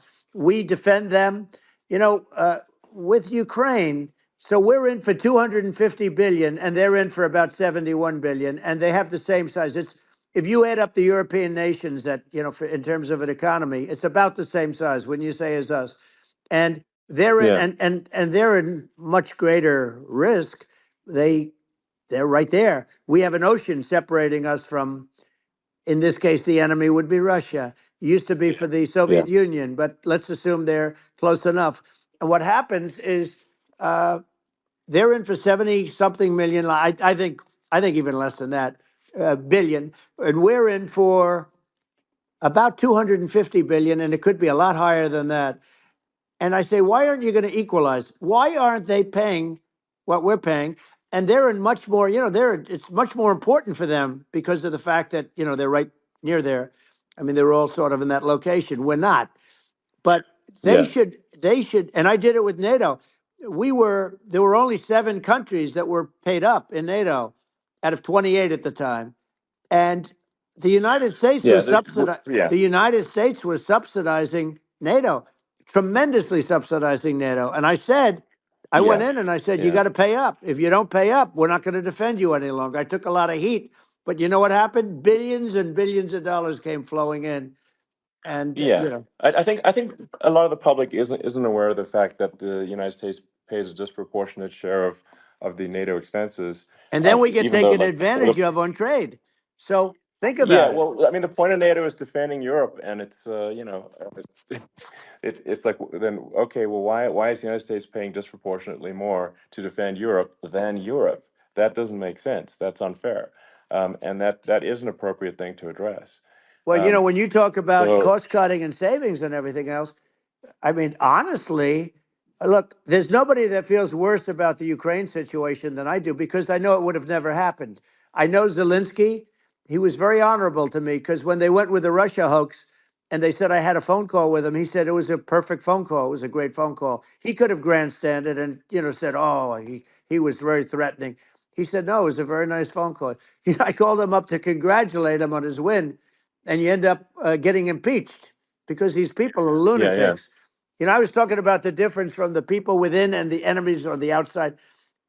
In many cases, the people from within are more dangerous for our country than the Russias and the Chinas. If you have a smart president, you're not going to have a problem with them. You're going to do things. yeah, Now they've taken advantage yeah, of us absolutely. incredibly, but you're going to do things with the right person.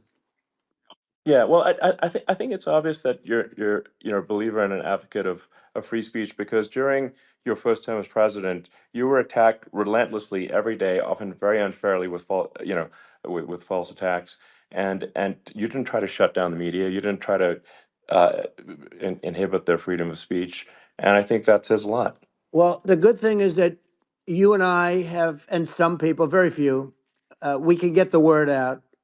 Although sometimes it's hard because they don't want to print it, like Like we're having a great conversation right now.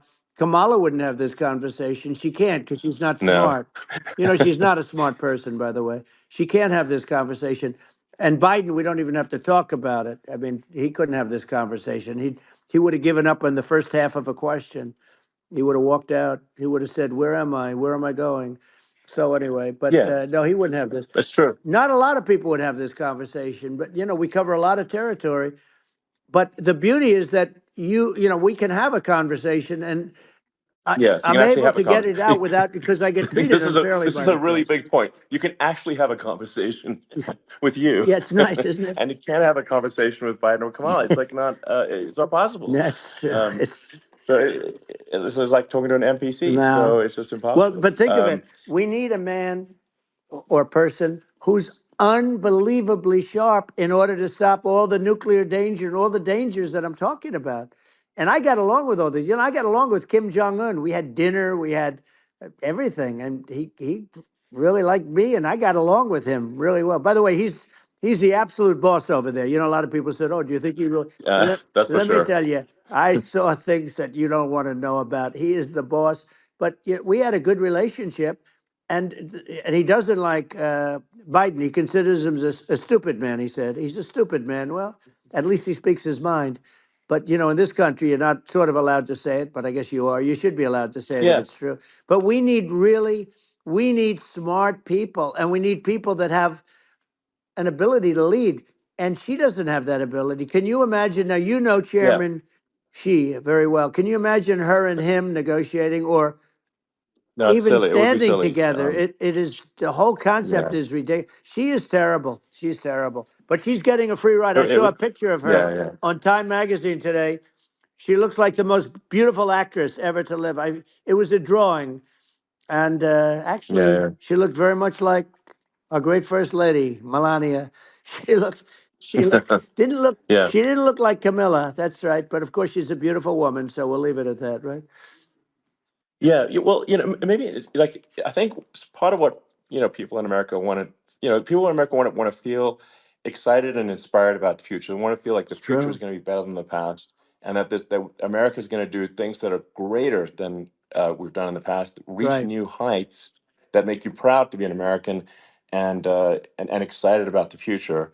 Um, They want the I American think dream this, back. You know, they want the American dream back. More important than anything else. It's like you don't have that today because the people they've been just sucked. They see incompetent people running our.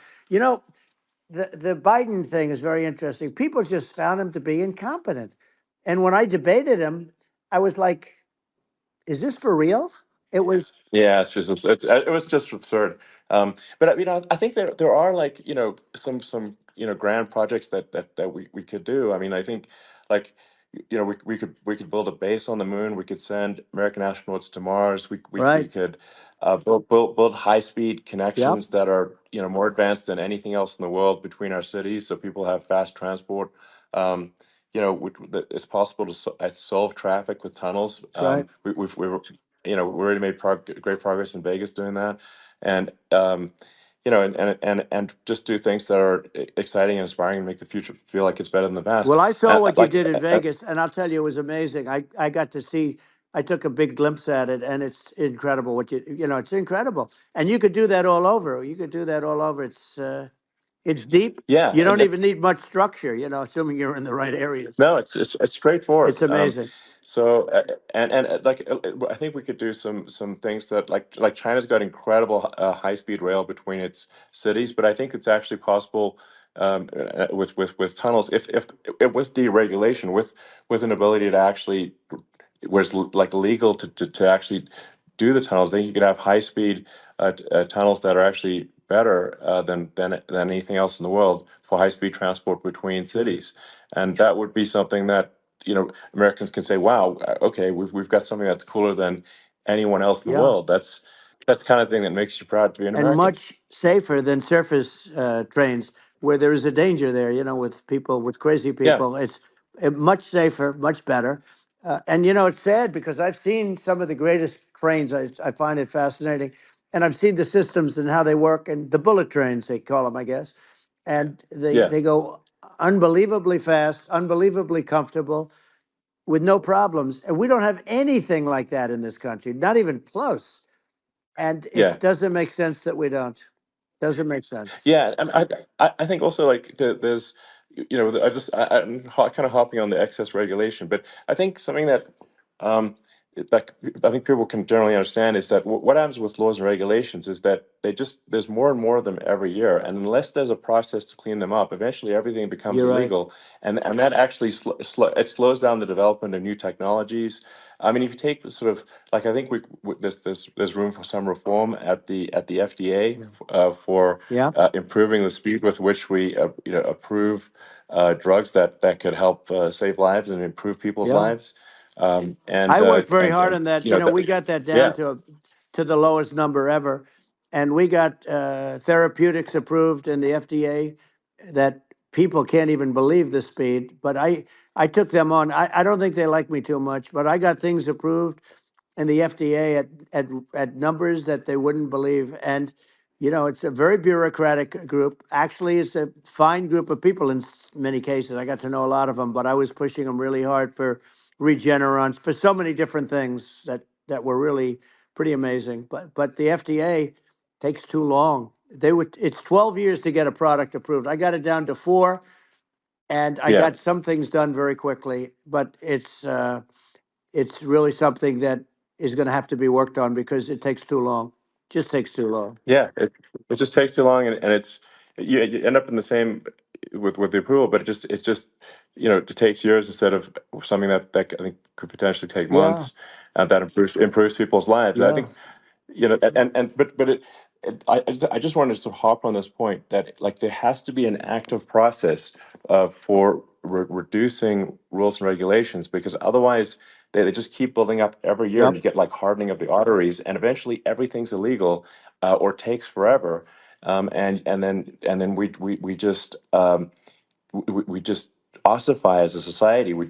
Uh, we can't make any yeah. progress, and that's it's a really big Well, deal. Elon, just So getting back to the FDA for 1 second, I got something done called Right to Try. This is where you can go in and if you're terminally ill, you can use a space age, medicine or whatever it may be. We have the best doctors, the best labs in the world. We really do. And but people would go to other countries because you couldn't use the product, even if they thought it worked, because it's going through the FDA. I got it approved yeah, where you can yeah, you basically you look, nobody wanted, the doctors didn't want it because of the liability, the country didn't want it, our country, because they didn't want to get sued. These are people terminally ill. The insurance companies didn't want it, and the pharmaceutical companies, nobody wanted it. I got everybody into a room, and we came up with an agreement that you won't get sued. And also, they didn't want it on their record. If somebody's terminally ill and they die after taking a drug, they didn't want that on their record. So we set a separate list. If somebody was, so it wouldn't count as a negative. yeah, Okay. And as you know, we got it yeah, done. We have saved Right to Try. They've been trying to get this done for 58 yeah, years. And it sounds simple, but it wasn't because of, I mean, the insurance companies, nobody wanted it, but we got it done. sure, Somebody signs, you sign a document that you're not going to sue the insurance companies, the country, you're not going to sue anybody. And we got it done. And we're saving tens of thousands of lives. Right to Try. Hopefully, you never need it. But if you yeah, do, you don't have to travel to Asia. People, right, if they had money, they go to yeah, Asia, they go sure, to Europe. If they don't have money, they go home and die. That's what happened. They'd go home and yeah. die. Well, I mean, and actually, to give Europe some props here, it's like if a drug is approved in Europe, which has a crazy amount of regulations, it should obviously be approved in the U.S. Yeah. I mean, they get more regulations than we do. So why would a drug be approved in Europe and not in the U.S.? That's crazy. Well, we did it. We did Um, something that really, they've been trying to do it for 50 years, and they just couldn't get it done. And I got it done, and it's really something. But you're right. Some people go to Europe because a drug isn't approved here, but it's approved in Europe, and it's a drug that, generally speaking, would yeah, work. It's pretty crazy. You're absolutely. right. And I think so long as people are properly informed of the pros and cons and like these are the risks, these are this is the risk, and like you make your own decision. Yeah. That makes sense. Well, I think just So in sort of closing up. And by the way, I'm looking at the numbers. You got a lot of people listening. I hope you don't get yeah, nervous because you got a lot of people listening to you right now, like 60 million or something. What is that number? It's crazy. It's amazing how you can see that right away. How many? What is the number? Wow. What is it? Well, Wow. I think in Wow. terms of people that, That's bigger than you said. You said 25, and you're much more than double that number, 25 million. I think you're going to be 60 or 70. And I guess over a period of time, hey, I congratulate you. Do I get paid for this or not?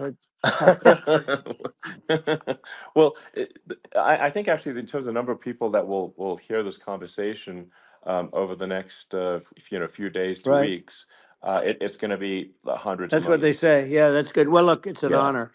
Yeah, I just asked this, are you better off now, or were you better off when I was president? Nobody's better off now. People, we put out polls on that, and nobody's better off now. Inflation has killed it.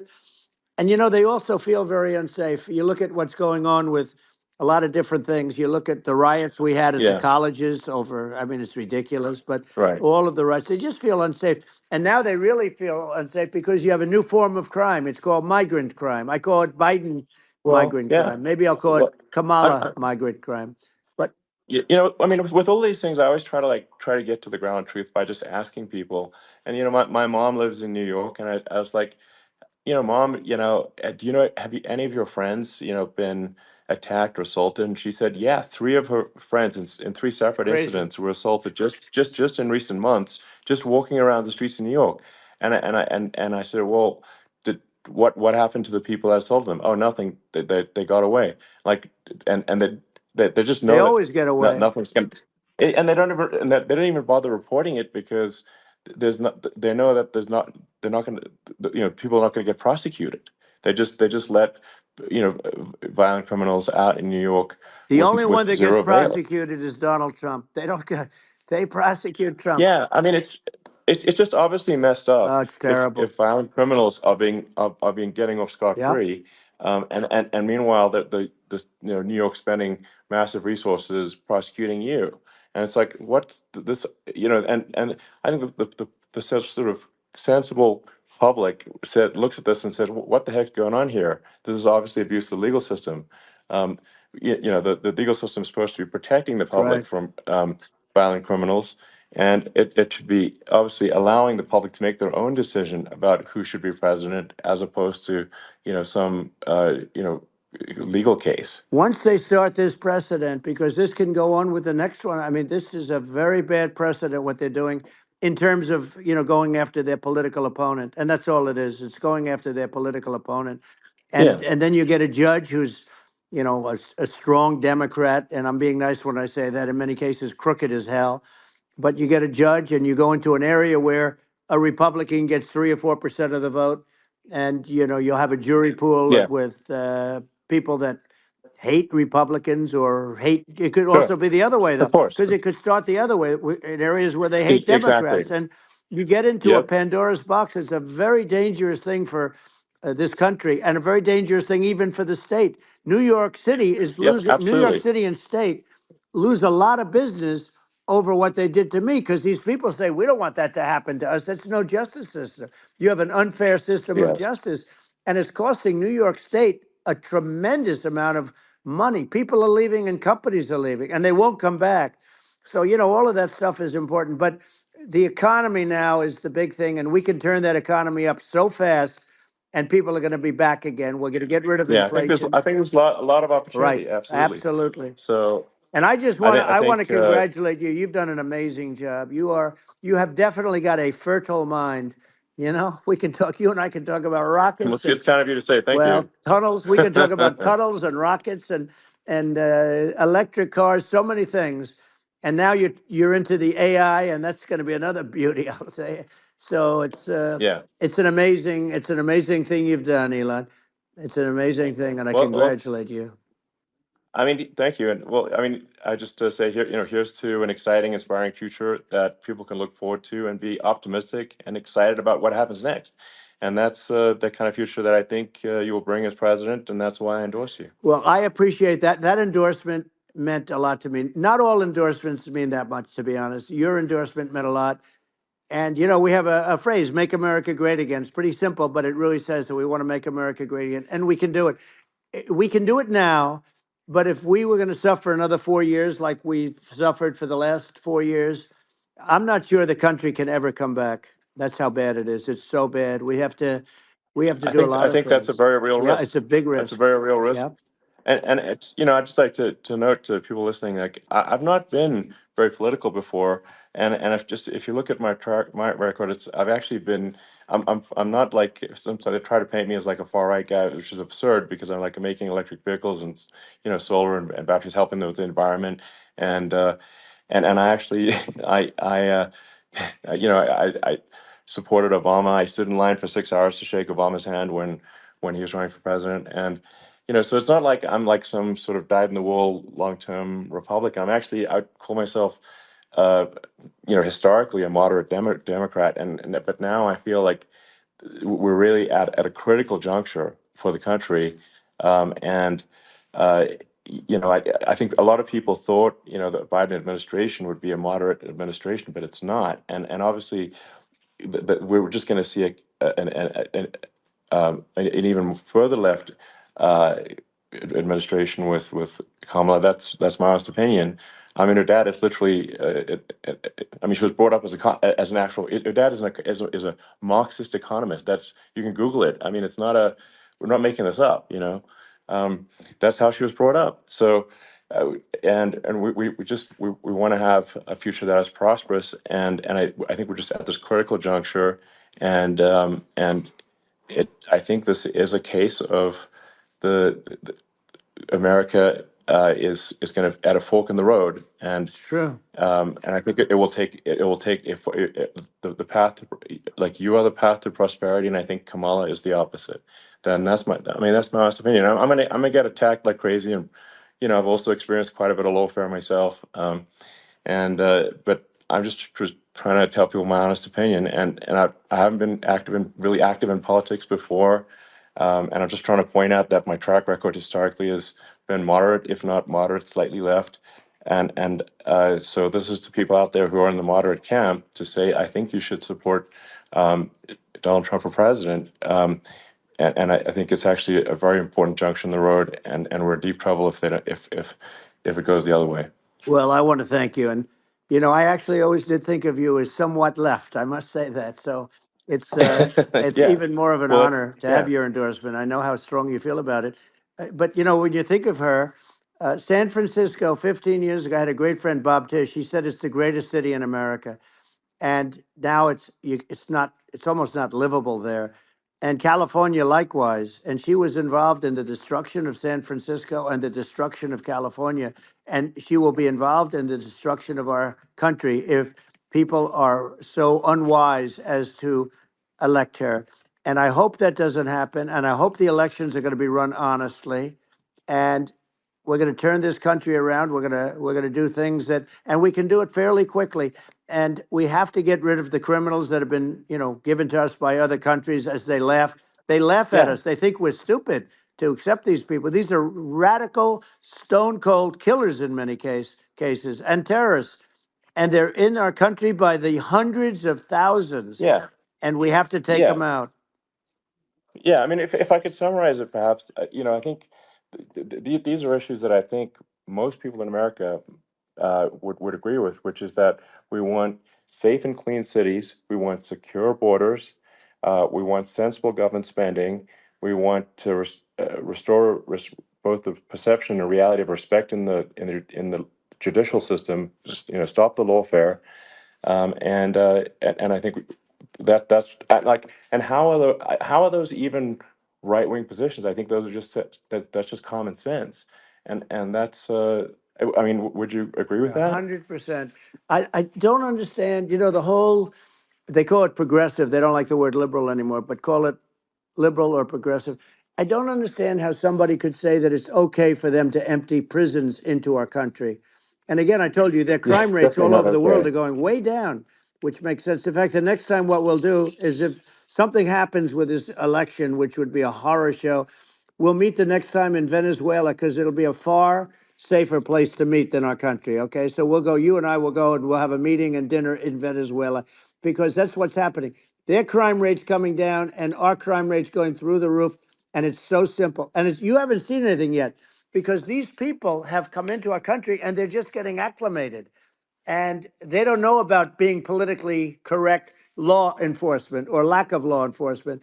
And our police, I have to just end with this. We have great police, we have great law enforcement, but they're not allowed to do their job. They have to be able to do their Yeah. job without being destroyed. Well, absolutely, and it's obviously demoralizing if you're a police officer risking your life to to arrest violent criminals who could kill you and do kill you sometimes, and then you arrest the violent criminal and then the DA doesn't prosecute and that's let the guy out. Yeah. Well, then like why should a police officer risk their life uh, to arrest a violent felon Well, even worse, if Elon, nothing's going to happen? even worse, they prosecute the police officer. They go after it and they prosecute the police officer and they take away his pension. They take away his Yeah. job. He loses his family. He loses his house. Well, I thought it was very telling, like incredibly telling, that when there was that case where sort of a gang of thugs beat up police officers. I think it was in Times Yep. Square in New York, and and then nothing happened to those guys. They were let out, zero bail, and I think a bunch of them were given free tickets to California. Well, what is I mean that is a gross indignity against the United States, and that's how. I mean, this is insane. Like, have we lost all pride? What that? How can such a thing be allowed to occur? I've never seen anything. You know? We see where they get shot. It's a very dangerous profession, but it's something they're very proud of, and they want to be able to do their job. But I've seen them get shot. I've seen a lot of things, but I've never seen where these guys are standing in the middle of a big street, everybody watching them, and they're literally boxing, like punching, stand up fighting a police officer. There were two of them, and yet Yeah, about six yeah, of yeah. these guys, and they're punching the hell out of them. And in their own country, they would be dead if they did that. They'd be shot. They Yes. would be shot instantly. And they come from these countries, and it's taking them a while to realize that we don't do that in this country. But in their own Yeah, country, if they stood on a street and had a fight with a police officer, they would be shot. There's no political correctness, and yeah. It's it's just such a sad thing to see. And that's the reason you have crime, by we the way, yeah, because we don't do anything about yeah. it. Yeah, we just cannot have a situation where our police officers are beaten up on camera by a gang of illegal immigrants, and then nothing happens to the guys that beat up the cops. I mean, and they're let out. This is Well, we're going to unacceptable. change it, Um, and we're going to get them out of the country. When I first got involved, they said you couldn't get them back to these countries. You couldn't take them back. In the case of Guatemala, Honduras, El Salvador, some others, you couldn't get them back. And I said, really? Oh, you can't get them back because under Obama, he couldn't get them back. They'd fly them in, and they'd put planes on the runways in these countries, so you couldn't land a plane. They'd bring them back.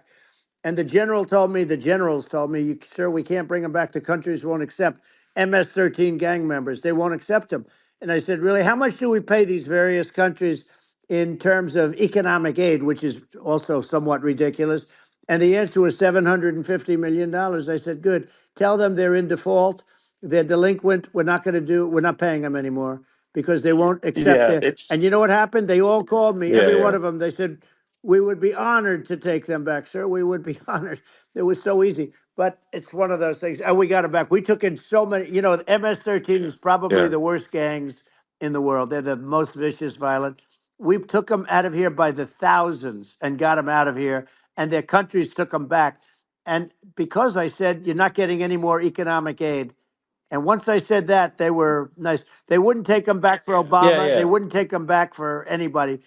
And now we have a problem because we have this guy, and they don't take him back anymore with Biden because they don't respect him.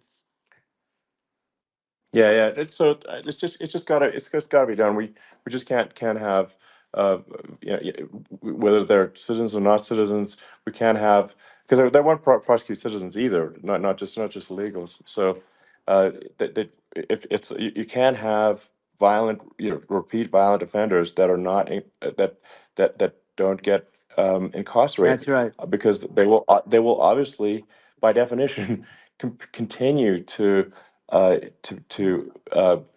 hurt people. And I think where part of this comes from is that there's and I do sort of consider myself liberal in some ways. I mean, it's just that you want to have empathy for Right. people. Obviously, you want to have empathy for people. I totally agree with that. You want to have empathy, but you also have to have empathy for the victims of the criminals. And if you just have empathy for the criminals, it's actually shallow empathy. It's not real. You're not thinking. You have one layer deep empathy. You got to say like, what if you don't incarcerate this person? Who are they going to? Hurt? Who are they might kill someone, they might rape someone. If you don't incarcerate them, you have to have empathy for the victims. And there's a lack of empathy for the victims of the criminals and too much empathy for the criminals. It doesn't make sense. That's why you want to have deep empathy for society as a whole, not shallow empathy for That's right. criminals. And we have to give our police officers the dignity and the respect that they deserve. And we have to let them do their job. They can do a great job, but we have to let them do their job. And if we don't do that, it's going to all disappear. There's never been a society like this where you're allowed to do anything you want and nothing happens. And I'm talking about violent crime. And it's going to get more violent because these are really, really violent people, and we're going to get them out of our country, and we're going to get them back to where, because they were sent here by the presidents and by the various people that run those countries, and I know every one of those guys, and they're smart people, and they're streetwise people, and they really think that the USA is stupid. They think we're run by stupid people, and they happen to be right. But when I was there, we had no problem. We got them out. We took out thousands of MS-13 gang members. We brought them back. And now, again, it's the same old story. We don't do it. And they actually gave them a big increase in aid. They raised it up to billions of dollars, and they get nothing for it. So it's. I hope everybody's going to vote for Trump, and we're going to get this country straight. And Yeah. I didn't need this. I, I'm I like you. I didn't need this. I had a very nice yeah. life. I didn't need to go Yeah, through yeah. court systems and go through all the other stuff and run at the Sure. same time. I have to run. I have to go through fake trials with, in some cases, corrupt judges, totally corrupt judges. I didn't need it. I had a nice life. I have great locations. I have beautiful oceans that I have places. This was, but I felt it was important. And if I had to do it over again, you probably think I'm crazy for doing it, actually. But if I had to do it over again, I would have done it over again, because this is so much more important than me or my life. We're going to save this country. This country is going down. And these people are bad people that we're running against, and they're liars.